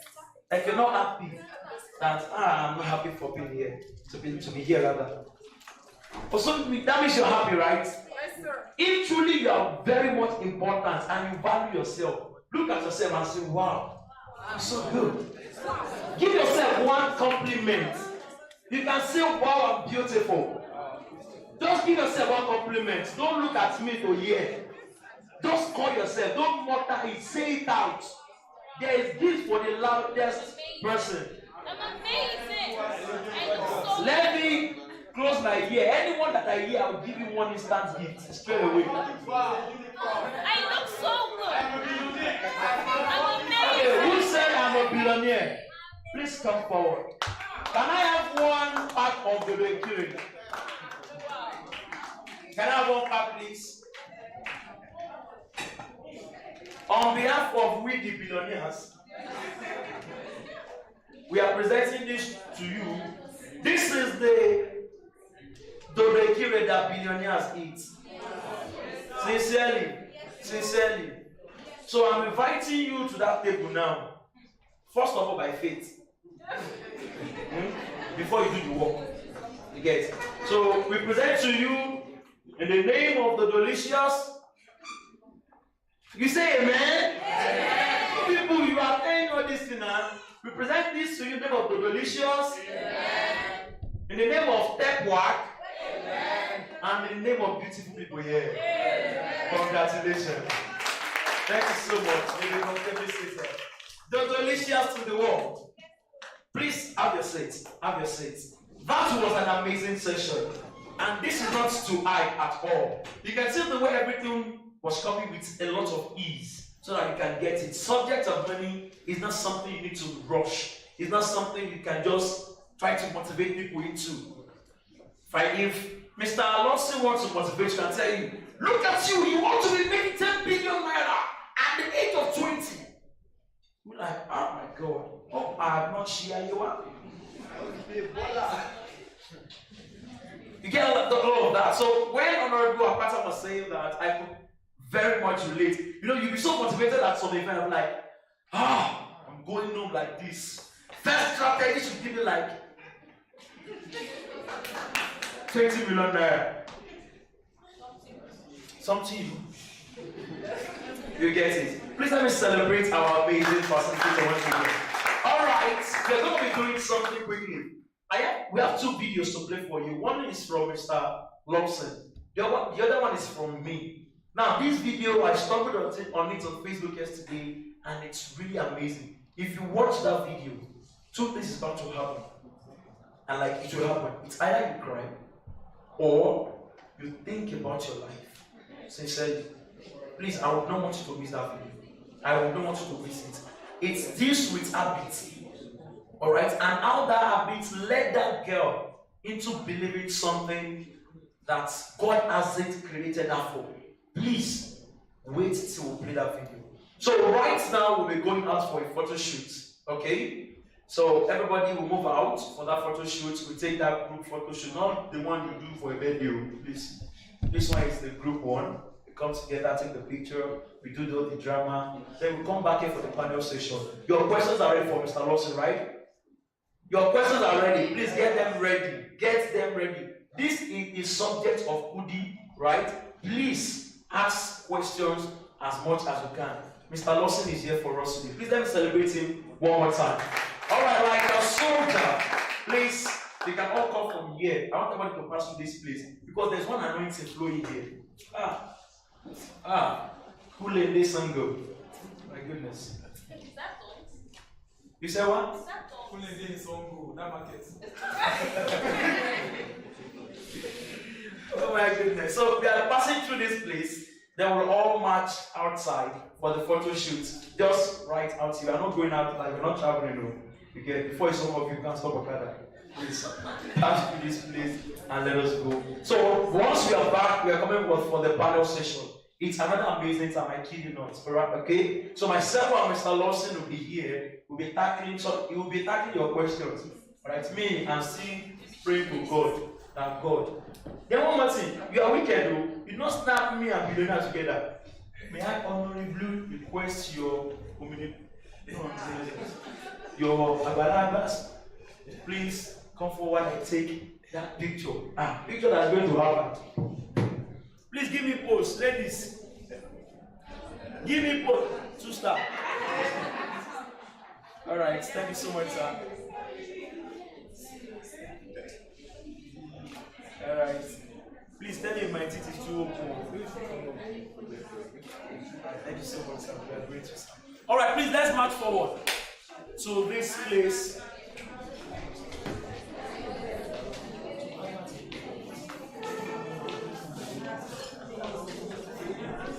You can hold on to your mobile phones. Is it your desire to be an author? You've been thinking and dreaming that one day you also be called an author, right? And one of the things that have been stopping you is that you don't know how to do it. I've brought to you a solution, and that is the Book Surgeons International.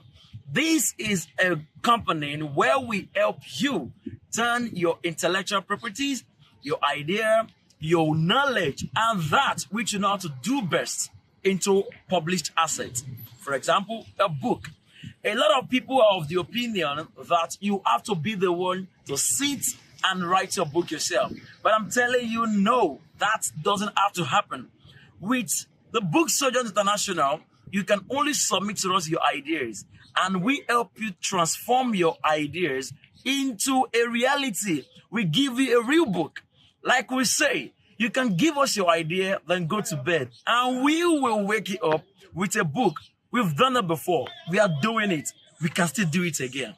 Just send us a message at +234 9090 885868 on WhatsApp, or you give us a call at +234 7061 082014. If you want to send us a mail, you can do so at thebooksurgeons@gmail.com. We are ready to receive you. Don't forget to follow us on Instagram at The Book Surgeons, or on our website, www.thebooksurgeons.com. My name is Akolade Oluwatoba, and I am an ambassador for the Book Surgeons International. Love you. Is it your desire to be an author? You've been thinking and dreaming that one day you also be called an author, right? And one of the things that have been stopping you is that you don't know how to do it. I've brought to you a solution, and that is the Book Surgeons International. This is a company where we help you turn your intellectual properties, your idea, your knowledge, and that which you know how to do best into published assets. For example, a book. A lot of people are of the opinion that you have to be the one to sit and write your book yourself. But I'm telling you, no, that doesn't have to happen. With the Book Surgeons International, you can only submit to us your ideas, and we help you transform your ideas into a reality. We give you a real book.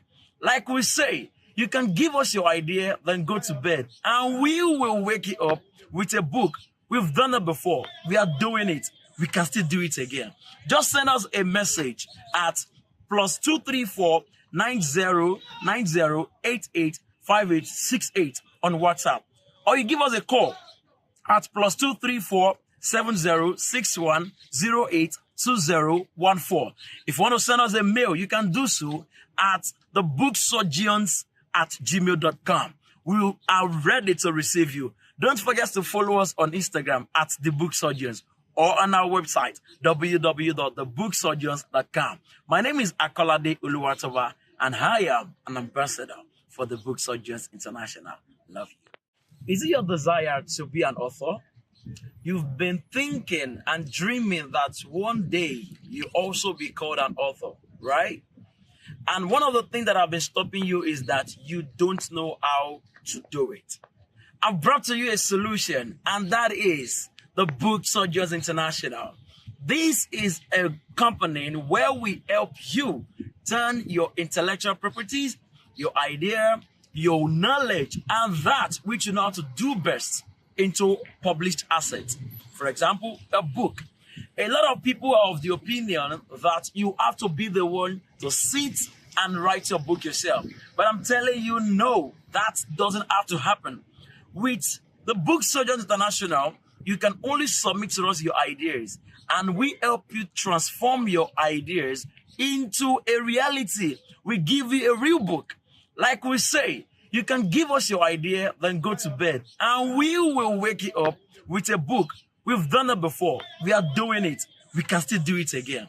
Just send us a message at +234 9090885868 on WhatsApp, or you give us a call at +234 7061082014. If you want to send us a mail, you can do so at thebooksurgeons@gmail.com. We are ready to receive you. Don't forget to follow us on Instagram at The Book Surgeons, or on our website, www.thebooksurgeons.com.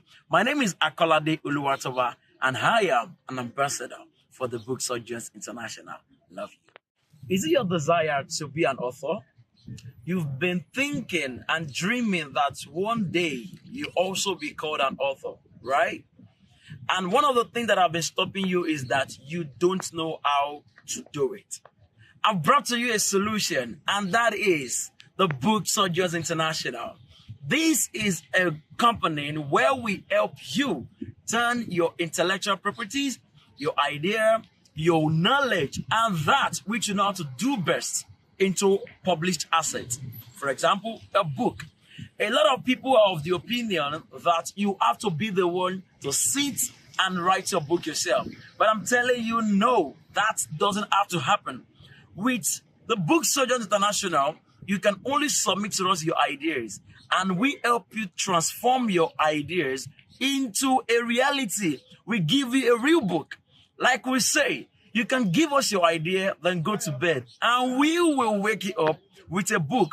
We've done it before. We are doing it. We can still do it again.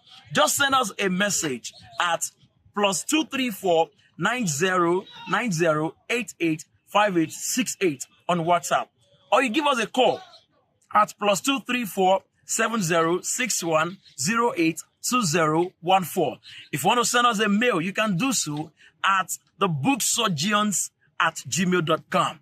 We are ready to receive you. Don't forget to follow us on Instagram at The Book Surgeons or on our website, www.thebooksurgeons.com. My name is Akolade Oluwatoba, and I am an ambassador for the Book Surgeons International. Love you. Is it your desire to be an author? You've been thinking and dreaming that one day you also be called an author, right? And one of the things that have been stopping you is that you don't know how to do it. I've brought to you a solution, and that is the Book Surgeons International. This is a company where we help you turn your intellectual properties, your idea, your knowledge, and that which you know how to do best into published assets. For example, a book. A lot of people are of the opinion that you have to be the one to sit and write your book yourself. But I'm telling you, no, that doesn't have to happen. With the Book Surgeons International, you can only submit to us your ideas, and we help you transform your ideas into a reality. We give you a real book. Like we say, you can give us your idea, then go to bed, and we will wake you up with a book. We've done it before. We are doing it. We can still do it again.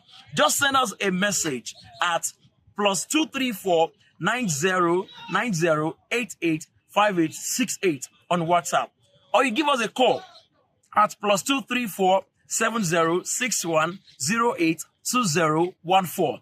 If you want to send us a mail, you can do so at thebooksurgeons@gmail.com. We are ready to receive you. Don't forget to follow us on Instagram at The Book Surgeons or on our website, www.thebooksurgeons.com. My name is Akolade Oluwatoba, and I am an ambassador for the Book Surgeons International. Love you. Is it your desire to be an author? You've been thinking and dreaming that one day you also be called an author, right? And one of the things that have been stopping you is that you don't know how to do it. I've brought to you a solution, and that is the Book Surgeons International. This is a company where we help you turn your intellectual properties, your idea, your knowledge, and that which you know how to do best into published assets. For example, a book. A lot of people are of the opinion that you have to be the one to sit and write your book yourself. But I'm telling you, no, that doesn't have to happen. With the Book Surgeons International, you can only submit to us your ideas, and we help you transform your ideas into a reality. We give you a real book. Like we say, you can give us your idea, then go to bed, and we will wake you up with a book. We've done it before. We are doing it. We can still do it again. Just send us a message at +234 9090885868 on WhatsApp, or you give us a call at +234 7061082014. If you want to send us a mail, you can do so at thebooksurgeons@gmail.com. We are ready to receive you. Don't forget to follow us on Instagram at The Book Surgeons or on our website, www.thebooksurgeons.com. My name is Akolade Oluwatoba, and I am an ambassador for the Book Surgeons International. Love you. Is it your desire to be an author? You've been thinking and dreaming that one day you also be called an author, right? And one of the things that have been stopping you is that you don't know how to do it. I've brought to you a solution, and that is the Book Surgeons International. This is a company where we help you turn your intellectual properties, your idea, your knowledge, and that which you know how to do best into published assets. For example, a book. A lot of people are of the opinion that you have to be the one to sit and write your book yourself. But I'm telling you, no, that doesn't have to happen. With the Book Surgeons International, you can only submit to us your ideas, and we help you transform your ideas into a reality. We give you a real book. Like we say, you can give us your idea, then go to bed, and we will wake you up with a book. We've done it before. We are doing it. We can still do it again. Just send us a message at +234 9090885868 on WhatsApp, or you give us a call at +234 7061 082014. If you want to send us a mail, you can do so at thebooksurgeons@gmail.com. We are ready to receive you. Don't forget to follow us on Instagram at The Book Surgeons or on our website, www.thebooksurgeons.com. My name is Akolade Oluwatoba, and I am an ambassador for The Book Surgeons International. Love you. Is it your desire to be an author? You've been thinking and dreaming that one day you also be called an author, right? And one of the things that have been stopping you is that you don't know how to do it. I've brought to you a solution, and that is the Book Surgeons International. This is a company where we help you.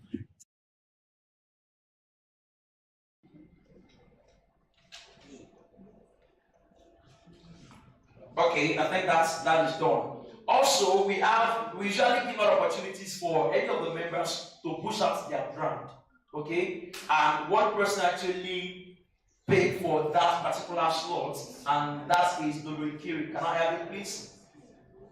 You can check out Kiri there. When it's time for networking session, just go there, pick one for yourself. It's just 1,000 naira, right?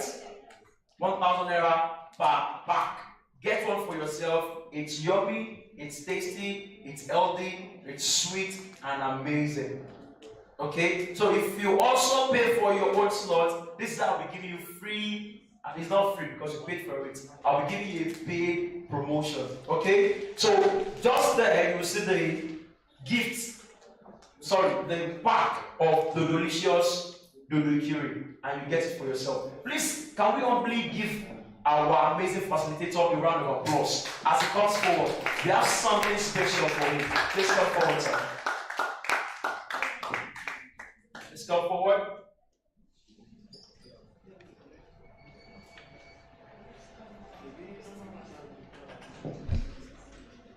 Okay.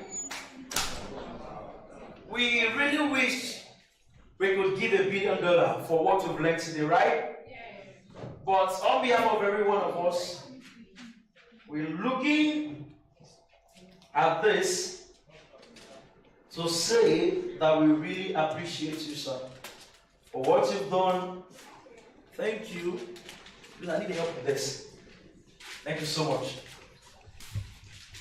So this is just a token from us to say thank you to Mr. Olumide Lawson. If you know you really got something from this session, please let me give him a round of applause once again. Like, you didn't waste your time coming here. Let's see what is there. Let's see what is there. Wow. Does this make a lot of sense? Is this beautiful? Is this beautiful? So, sir, kindly accept this little token from us. Everyone at the Entrepreneurs Forum 10th edition will say a big thank you to you for your selflessness. Thank you for sharing with us unreservedly. Thank you for giving yourself totally unreserved. We appreciate you, sir. Can you manage this with us, sir? Hope you love this, sir. What do you have to say to us? First of all, thank you for inviting me. I really appreciate the honor. Thank you for letting me share. But most importantly, or as importantly, thank you for this. It's beautiful, very thoughtful, very beautiful. Thank you for that. All right, sir. Let me help you. At your service. All right, we're moving straight to the panel session now. We'll see have your pleasure, sir. Please let's have Mr. Olumide Lawson as he comes forward for the panel session. Get your questions ready. We'll take your questions first, then I'll ask just one question from Mr. Olumide Lawson. Are we ready to go? Are we ready to go? Yes. Good. You can be making the slides to flow for the session. All right, please. Can I have your questions, please? All right. Okay, we have 1, 2, 3, 4, 5. Okay, please start up. Okay, a lady. Okay, you want to answer that now? Okay, good.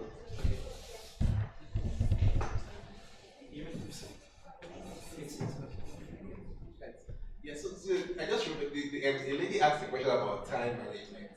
And I think it's a very important question, and I think it's also one that I know people have tried to. Yeah, I think people have tried to address time management in different ways. I must confess I'm not a time management expert. But I think for me, what has worked for me, as I'll just share my own story. I think because really, let us face it, 24 hours is not enough for everything. Because if you consider that sleep is important, there are so many things that you need to do in a day. But what I think has helped me though, two things I would say. One is learning how to prioritize.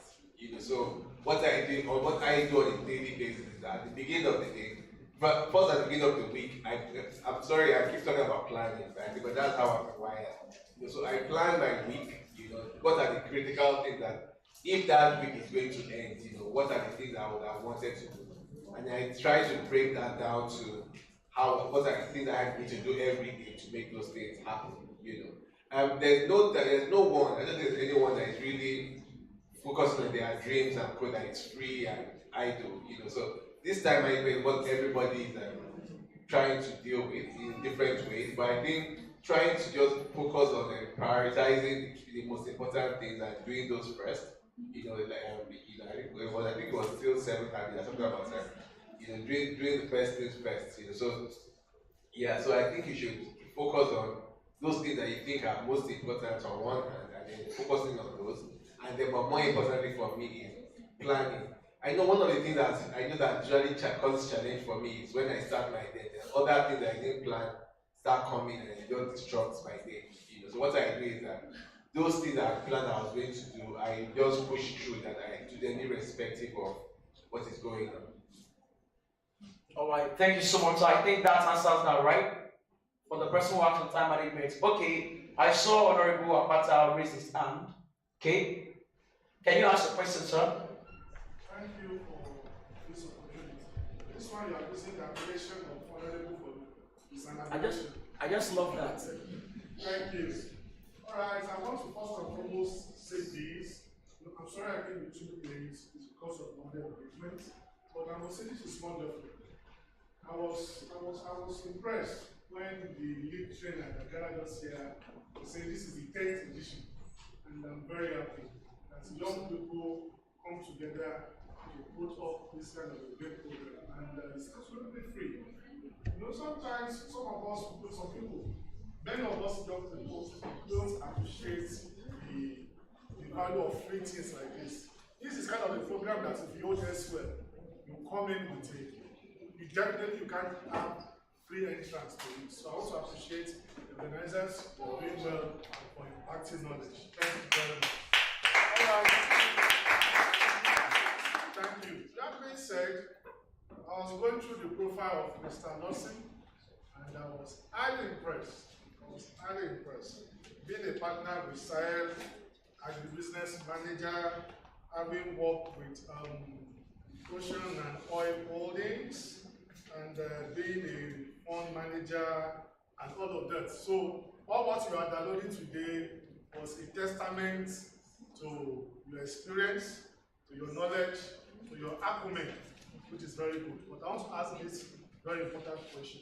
Recently, the CNN interviewed this billionaire magnate, the person of Olumide, and we all know that he owns a foundation, the Olumide Foundation for Young Entrepreneurs like us.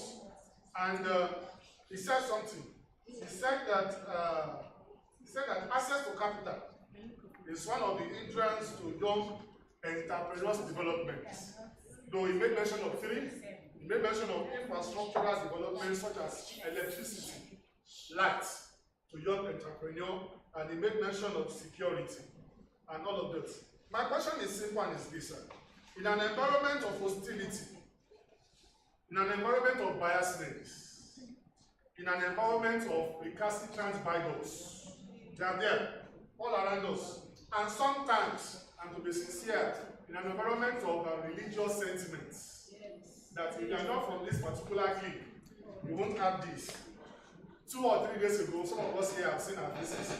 We were together in the entrepreneurs network at the government house, and we all saw what laid out. And they wanted to share certain bogus amount of money, 10 million to 10%, and some of us were excited.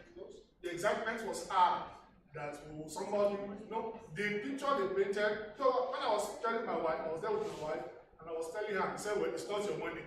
You're not the one that shared it. It's not the money that can decide how to share his money. But let's be plain, access to capital is what is hindering many young entrepreneurs. And that's the truth. How can access capital? If it's like a developed nation, like this kind of a thing, they will give it to you without knowing you from anywhere.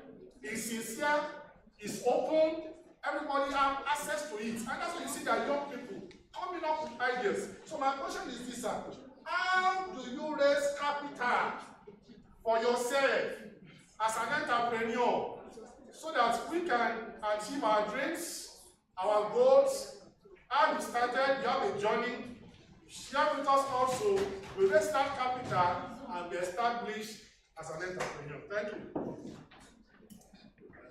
Thank you very much. Very good question and very important. And you're right. I think generally capital is one of the key issues when it comes to small businesses.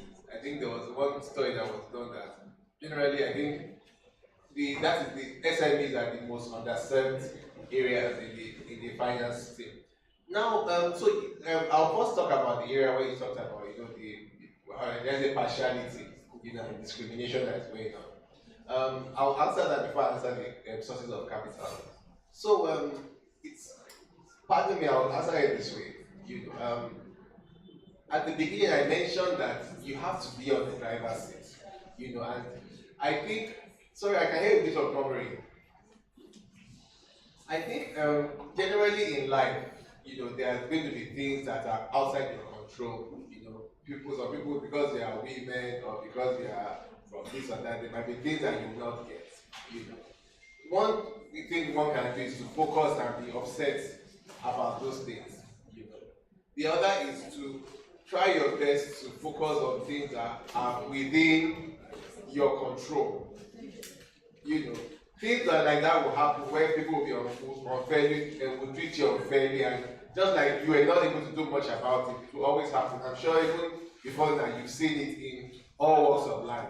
There's discrimination, there's racism, tribalism, and all that. All that we cannot do anything about it. You as an entrepreneur, you cannot single-handedly change it. So what you can do is to ensure that you focus on the things within your control, and to the best of your ability, those things within your control, you will work on.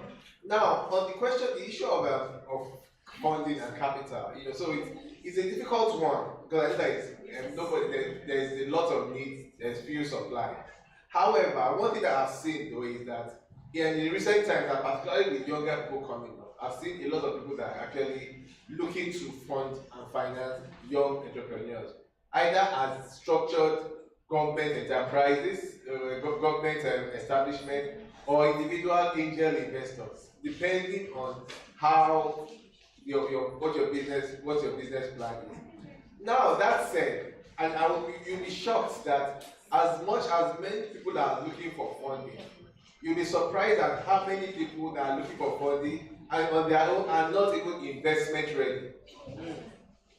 So it's enough. I've met people that when after spending 30 minutes with them, I know that there's no way I'm going to give this person money. However, I've seen though that for people that have good ideas, which is why at the time I talked about spending time to understand what it requires to actually put your business with where people can actually look at you, and some call it bankable advice. I'm not just talking about having a fancy document, but some people you listen to their business ideas and you are living there, you're almost running away that if Sahel does not want to give them money, me, I'll put my money there. This is a fantastic, genuine idea. For some strange reason, I'm seeing more and more of those ideas from this the younger generation, which I think is very impressive.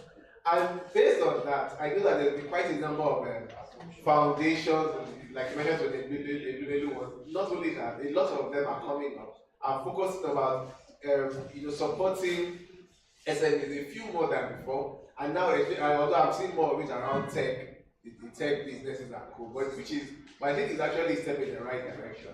And I think when these businesses begin to actually show the kind of returns that investors are seeing, I think there will be a lot more interest in actually supporting them. For the areas of agriculture, which is the area I'm a bit more familiar, I know there are lots of both NGOs, foundations, and even some government subsidized lending that is helping, not as help, is helping to support them. So one thing I always tell SMEs is that many of them will go from one bank to the other, one bank to the other. The truth is that many of the commercial banks we have are not structured to provide funding to entrepreneurs. So what you can do while you are checking that, is take that step back. Thank God for the internet. Look for those particular those kind of institutions that are structured, to provide funding. Sahel, for instance, we are structured to provide funding to a particular type of entrepreneurs, not all, but it's a particular type, not with people with likely not regular income. We get not stable income, but a particular size. There are others that fund cater to people that's different from us as well. So it's to realize that it's not a one-stop shop anymore. You must understand what are the peculiarities of your own business and what kind of funding. Definitely different from the the contemporary funding that we are used to that can support it. But for that first one, I would suggest that as quickly as possible, remove your mind from they didn't give, nothing will come to you that don't expect anybody to give you what's rightfully yours. Either you can fight to get it or leave it and then focus on what is fully within your control for your business. All right, thank you so much, sir. We take the next, I think we have just 2 questions. Others will be sent to the group, all right? Please, the person next to Mr. Apata, then after that person, we have another person there, the man in white. Please, others, you can send the questions to the group. We are going to make justice to them. Mr. Lawson will provide answers to everything, okay? Your question, sir. All right, thank you very much, Mr. Olumide, for the insightful lecture. I want to ask 3 questions, sir. Based on investment readiness that you mentioned, sir, what are the things that youth are lacking? I think we are lagging in investment readiness. Because applying online for funding based on grants or whatever, some of us are being denied. There are some things that have been lagged. Can you please identify some things for us so that we're able to move forward in our businesses? And the second one is, Sahel Capital has been helping a lot of businesses based on my research. Do you have any incubation or acceleration programs for young entrepreneurs? Thank you, sir. Thank you very much. For investor readiness, so I will touch on it. It's actually completely different. It takes a bit of time. It's actually a course on its own because it's something else that we do. Just to help people. But I'll just touch on a few things that I have seen. First of all, forget about the application. One of the things that I've seen is that and I think I touched on it, the rigor that is required by most entrepreneurs that will make an investor feel that they understand their business in 90% of entrepreneurs or business owners do not have it. I will not invest in your poultry farm or your cassava farm because you have a cassava farm. I want to invest in cassava because I think that I believe that there should be money. So you have to be, especially if it's for SME, I want to sit down and you to be able to let me know that Olumide or Sahel or whoever, if you put your money here, this is how you can make the money. You may know it, but you must be able to put it in a way, not particularly in terms of a business plan, nice fancy document, but succinct enough that anybody seeing it can understand truly this is how one can actually make money. If you tell me that I'll give bad examples that you are the only Dodo business in the whole of Kwara State, and then you notice that everybody that Dodo is the best, is one healthy food that everybody likes. You know that in your first month you had 50,000 capital. That one, but people were coming to knock on your door in the middle of the night to ask for it. Second month you increase it to 200,000. That kind of thing. If you tell that story, tell me that what I'm looking for is 500,000. I will rush for it because I can understand where the demand is coming from. And that's just a bad example. That is one. Secondly, I thought of a bit when I was talking records. So you have to be able to keep your financial records. But among this one, there are lots to speak to. Even character of the person. If I ask about your suppliers, that person when he paid me did not collect. When I paid him, did not supply my things. Or maybe you've taken a loan from a bank, you did not pay them interest, you did not pay them on time. It gives red flag because at the end of the day, anybody giving you money, apart from your willingness to pay, they also want to assess apart from your ability to pay based on your business, they want to be sure that you are willing to pay. You'll be shocked at the number of people that get money, but when to pay back is a problem. So people actually even spend more time on the character of the people, So many things. Your taxes, are you tax compliant? Because many times you're not tax compliant. The authorities may not come, but when I now come and invest, a big investor has come, all the taxes in many years will come and say they want to come and collect it. So there are many things that people ignore when they are small, but when they are now ready for capital, it's not an issue. I am actually, if I actually have a presentation that I've done on that, perhaps another time, but it's a very important, it's an important thing, particularly when you start getting to a point in your business that you feel you need external funding, but I think more than anything, I think if you can focus on keeping your financial record and then focus on the business, the story you are telling. I don't want to use the word business plan because that sounds so theoretical, but what can you sit down? If you meet me outside, what story can you tell me about your business that in 5 minutes I want to just credit your account? What is that sweet story? I think that's important. Sorry, you mentioned about Sahel and accelerating. Is it? Yes. We don't have that. Thank you so much, sir. Okay, one more person at the back there. Please, others can drop it in the room, please. Okay. Okay, two people are putting on white. The man with glasses. Yeah. Thank you. Thank you, sir, for the session. I'm Ayodiji. My question is this. You talked about structure for savings rather, and you said it's good to have structure, maybe 10% and everything like that. But this is Nigeria, where the cost of living, you save now, the next moment your savings save you. So, practically, and for salary earners especially, the salary is not increasing. Do you get it now? So I want to ask, should you still have structure, or you should ensure that you must just save whatever it is? Thank you. It's a very good question, and thank you for that. So I'm not one to prescribe structure in terms of 10%, 20% and go, because I agree with you, nothing is really that structured, And I actually think that for salary earners, it's usually easier because I think while things change, to a reasonable extent, rent doesn't increase every week, it doesn't increase every month, And honestly, you said it rightly that you save later than your savings save, but to a reasonable extent, if you think about it, that's also the reason for saving. To make your saving so that when you're in a difficult situation, you have something to fall back on.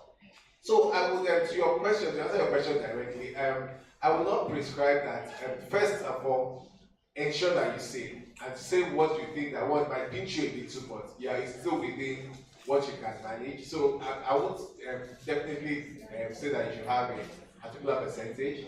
But many times having a percentage also just pushes you a little bit further than where you make it flexible. Yeah, so I think the only reason why I would suggest having a percentage is just to squeeze yourself and push yourself a bit further. But I would not say that it has to be 10% or 20 or 30. I think I'll leave that to you to actually, let me take it back. I think it should be a percentage, but that percentage should be what you yourself feel that is appropriate and what you yourself feel that if you push, you can achieve.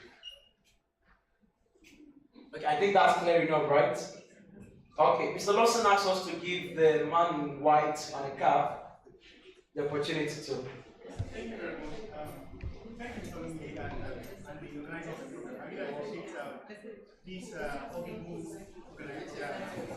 program. But my question is very, very simple and straightforward because time has gone already. Please, we are in a situation where there is a lot of distractions. Apart from business owners, the social media and the likes. But how can we persevere when there is a need for patience for business owners? Because the fact is that forget about the business, just like you said just now. When the reality comes on you, you just have to be calm. So that is when you learn how to sell.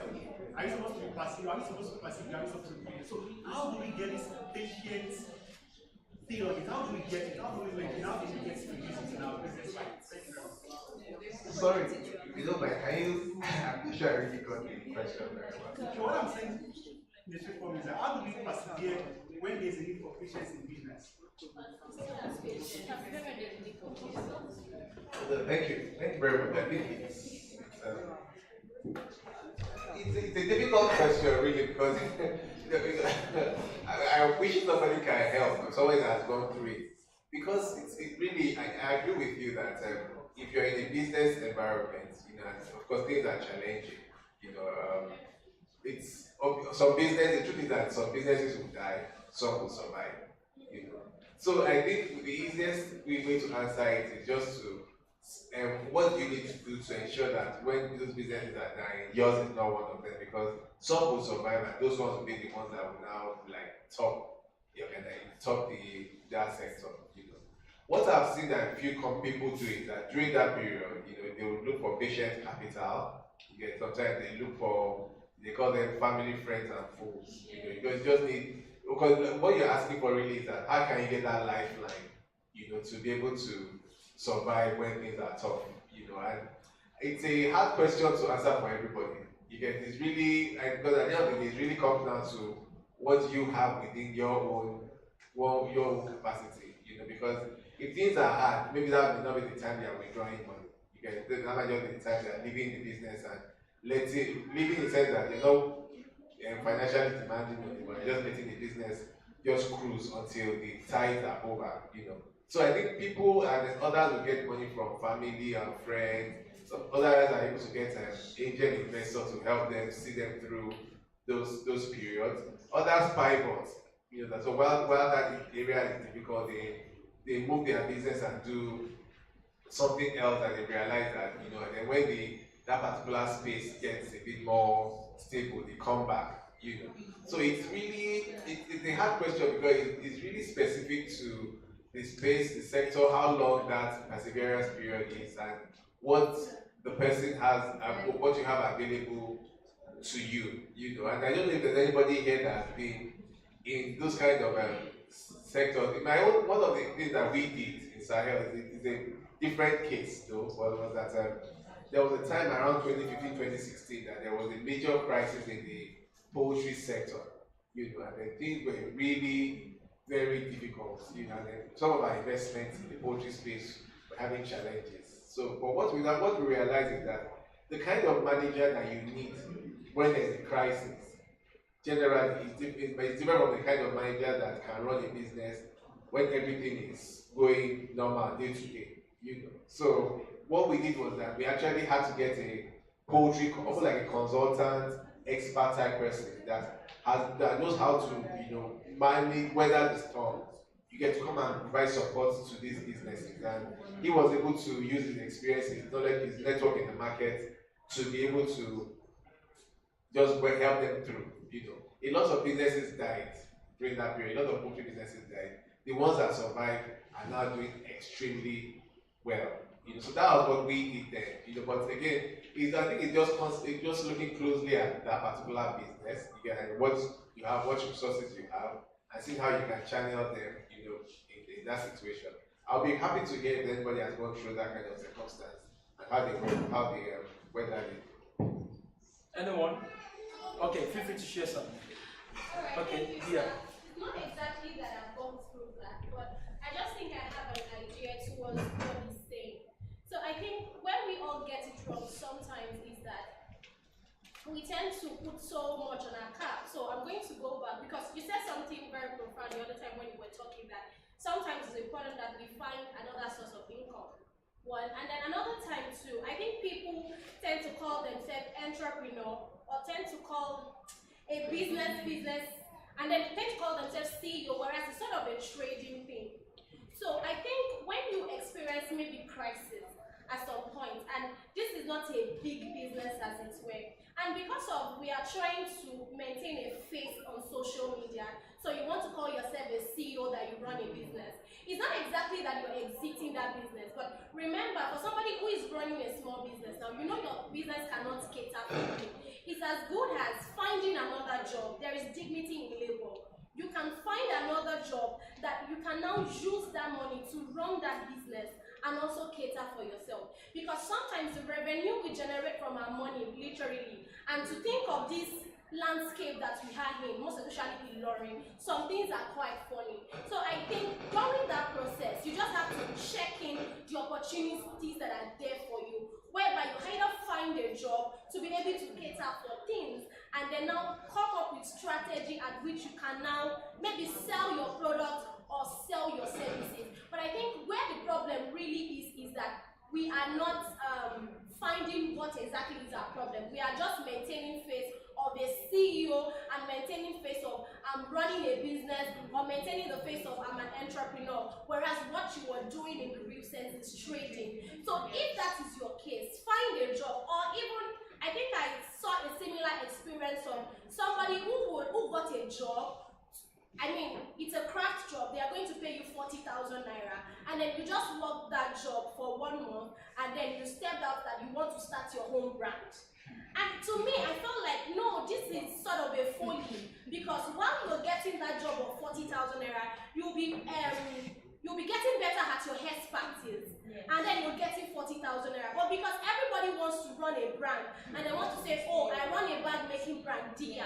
So they are quick to it. Now you're now into that brand, there is no sales. Then you're waiting for patience and perseverance. That is folly. Whereas you should have taken that job. So I just think what is really important is that you have to be true to yourself and know, because I can assure that many of us here, it's not really a big, we are not even micro businesses, maybe micro mini businesses we are running. So, in my own opinion, I just think, you know, you already understand, okay, the person is out, but you already know that you're a perseverance and patience season, but just count your cost. Should you take a job? Should you intern? Should you still even learn? Even some of us, our expertise can give us the sort of money you want in the market. Yes. Maybe you should still go and upgrade.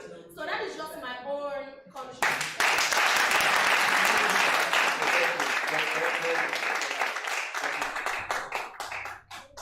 Okay, good one.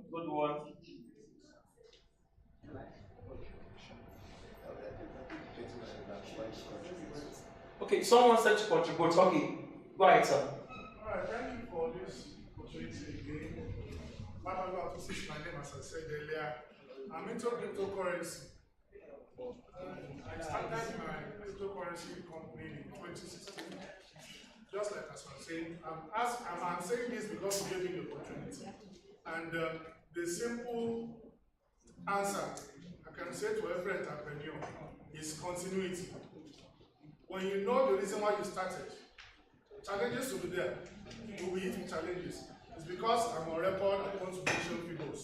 So I won't mention bogus figures. But I can tell you, if you are persistent, you are losing big money in 6 digits. I don't want to mention them like that. But if you are persistent enough as an entrepreneur, consistency, you continue. That's why I put down here, purpose driven. Not the reason why you are starting what you are doing now, because it will help you to move forward. Number 2 is discipline.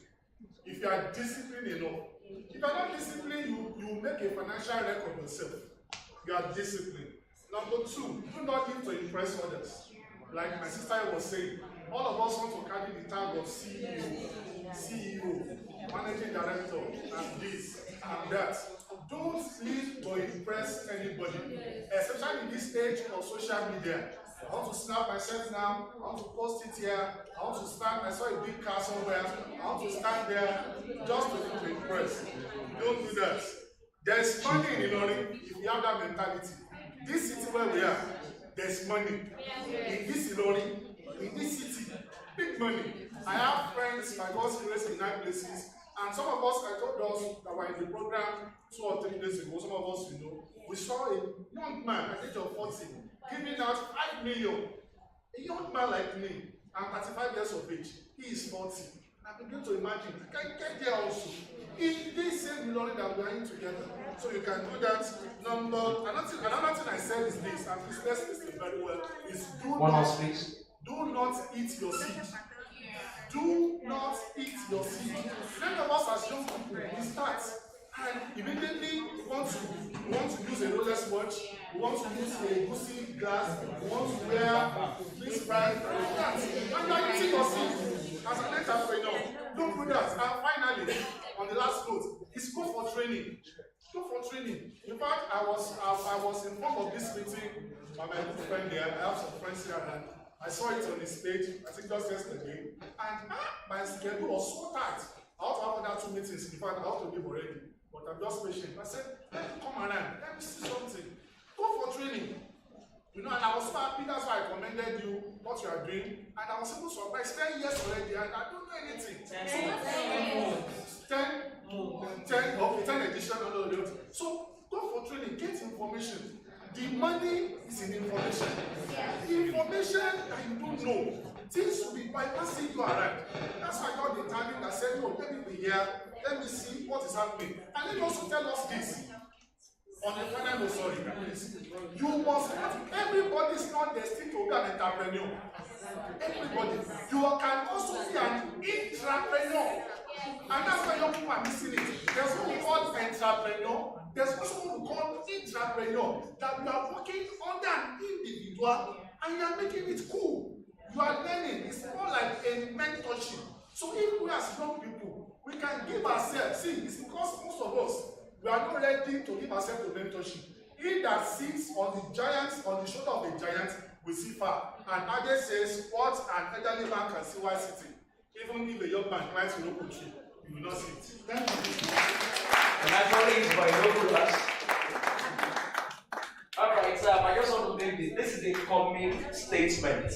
Please, this is a comic statement. This is a comic statement. The full meaning of CEO that many people do out there. Yeah, it's a fake thing. Some people just want to acclimatize themselves with that or associate with that. Okay, I'm also a CEO. But at the end of the day, the meaning turns out to be Chief Egbami Officer.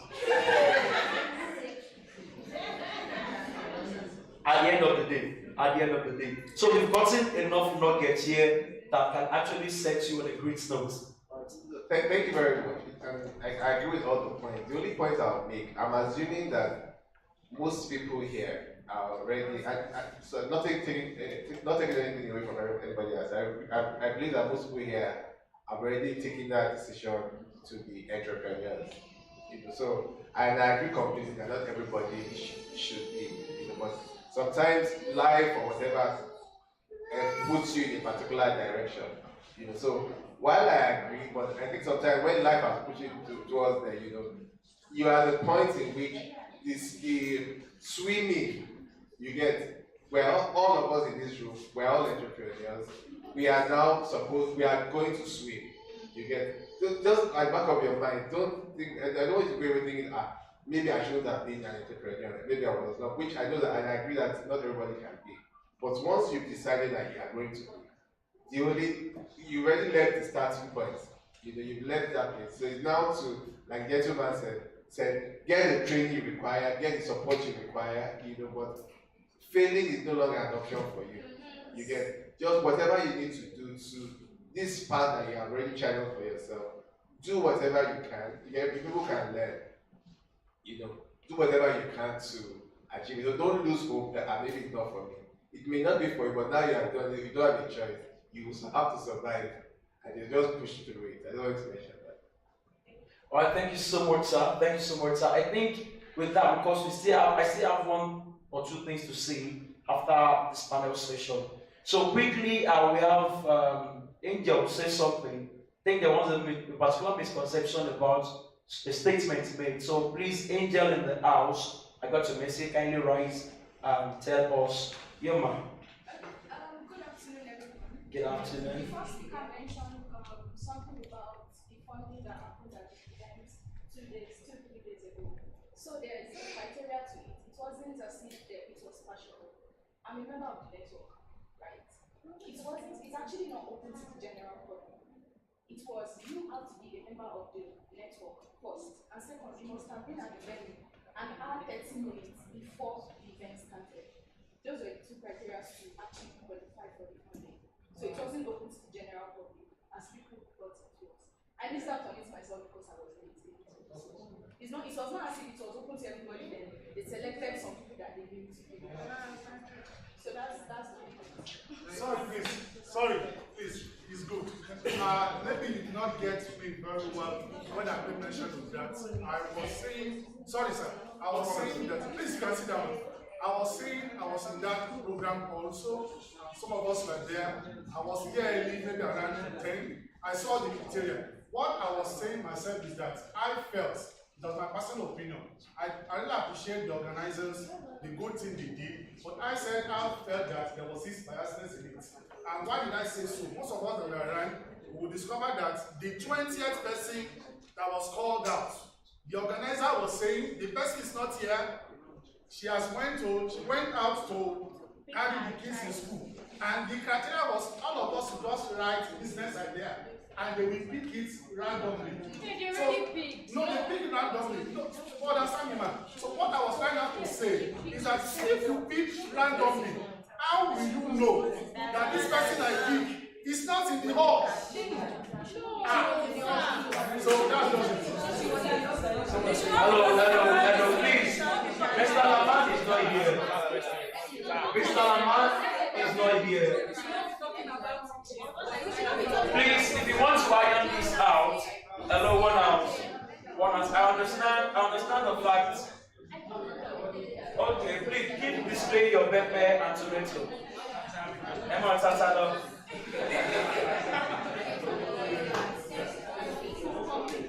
Hello, Lepa.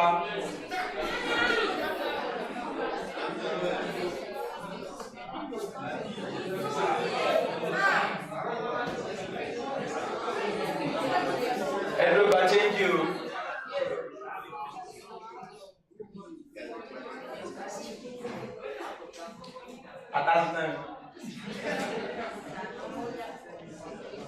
Are we together? One house, please. On this particular issue, I have no full information regarding that, so I wouldn't say anything on that. But for clarity's sake, of course, there's a group for the Entrepreneurs Network, right? So you can just go there, you can iron it out, and everything will be fine. You get? You can even create a Twitter page, like a thread. We'll read. Don't worry. Alright, please, ladies and gentlemen, can you please help me give Mr. Olumide Lawson a round of applause for this amazing session. Thank you so much. Thank you so much. We are so grateful. Alright, how many of you have been seeing this book and you are like, I really want a copy? Of course, it's a toolbox. How many of you love this? I would really love to have it. My goodness. For free. Alright. Let me say this. Let me say this quickly. Do you have the video ready? Are we together? Are we together? There is something I want everybody to understand in life. This particular platform, at least for this year, we've tried our best energy to be sure that everything is made completely free. You attending free. The only thing you are paying for is your tea fare and the clothes that you are putting on. That's the only thing you are paying for. But coming here, everything you are learning here is for free. And like I usually tell you, sometimes the experience or the learning you are taking home won't even come from the speaker. but from fellow conversations. This is what I usually say, don't keep quiet. Alright? Mr. Olumide Lawson has tried his best to point to us on how we can build good money habits. However, the subject of money is not something that can be discussed within this length of time that we've just spent. I think I saw one of the adverts or campaign of one of our aspirants going for a particular seat in this Kwara state. He said something that you can't, it takes more than 4 years to correct 16 years of rot. Which means, what actually happened to you that you are at this stage of your business or of your life or of your career cannot be corrected in a 2-hour class. Look at this, my money toolbox. Honestly, if you have this particular copy, I'm not hyping. If you have this copy, myself and Mr. Lawson were going through it this morning and I was just wowed. I mean, there's a particular session where you are going to map out your budget from January to December. There's a particular place where you are going to track your expenses and how you spend money. This book is a loaded book. It's My Money Toolbox, a step-by-step guide to financial planning, smartness, and success. I don't want to hype it too much, so you think probably I'm luring you to buy. But how many of you think having something like this would help your financial life? How many people? Good. Now, what if I give you this particular offer? How about you having a soft copy that is editable of this particular book? It is editable, so you can fill in spaces for your budget, for your expenses and your income. You can fill in those spaces there. It's editable for you. A soft copy. Then a one-day workshop that will take place online. How you can make use of this particular information in this book. Not just that. In that one-day workshop, you also be taught the art of closing. As a business owner, if you don't understand closing, and if you don't know how to engage closing in a business or in a transaction, you've not started business at all. Alright? Would you jump at this particular offer of having the soft copy of this book that is editable, plus a one-day workshop online, where you will be trained on how you can effectively use this tool that is in your hand, plus a training on how you can close deals easily. Would you love that? Would you? Let's be honest with ourselves. If you are to get this, how much will you go for? I'm a publisher. When I say quality, when I say excellence, I can tell. You can tell this is excellent, even without opening it. Look at this. You can see how beautiful it looks. So if you are to get this, the soft copy, how much do you think it should worth? More business, 20,000. Good. So for the soft copy, both the soft copy and the training that I would hold sometime in November. What if I asked you to pay 20,000 for everything? Would you? Sounds so ridiculous. Be sincere, would you pay 20,000 to learn such? A lot of people want to make more money, but they don't want to market. You want to make more money, but you don't want to learn how to actually position your businesses before your audience. Okay, I'm giving an offer out for everybody that wishes to take this. It's not compulsory. It is not compulsory. Okay? You'll be having a soft copy of this particular book. It is editable and only for you. So don't think you will get this soft copy you'll be sharing about. No. Only you will have it. You will be the only one to have access to that particular copy. Are we together? Then you will have a one-day workshop with Mr. Olumide, Lawson, and I. We'll be together in the room and we're going to shake you until you learn how to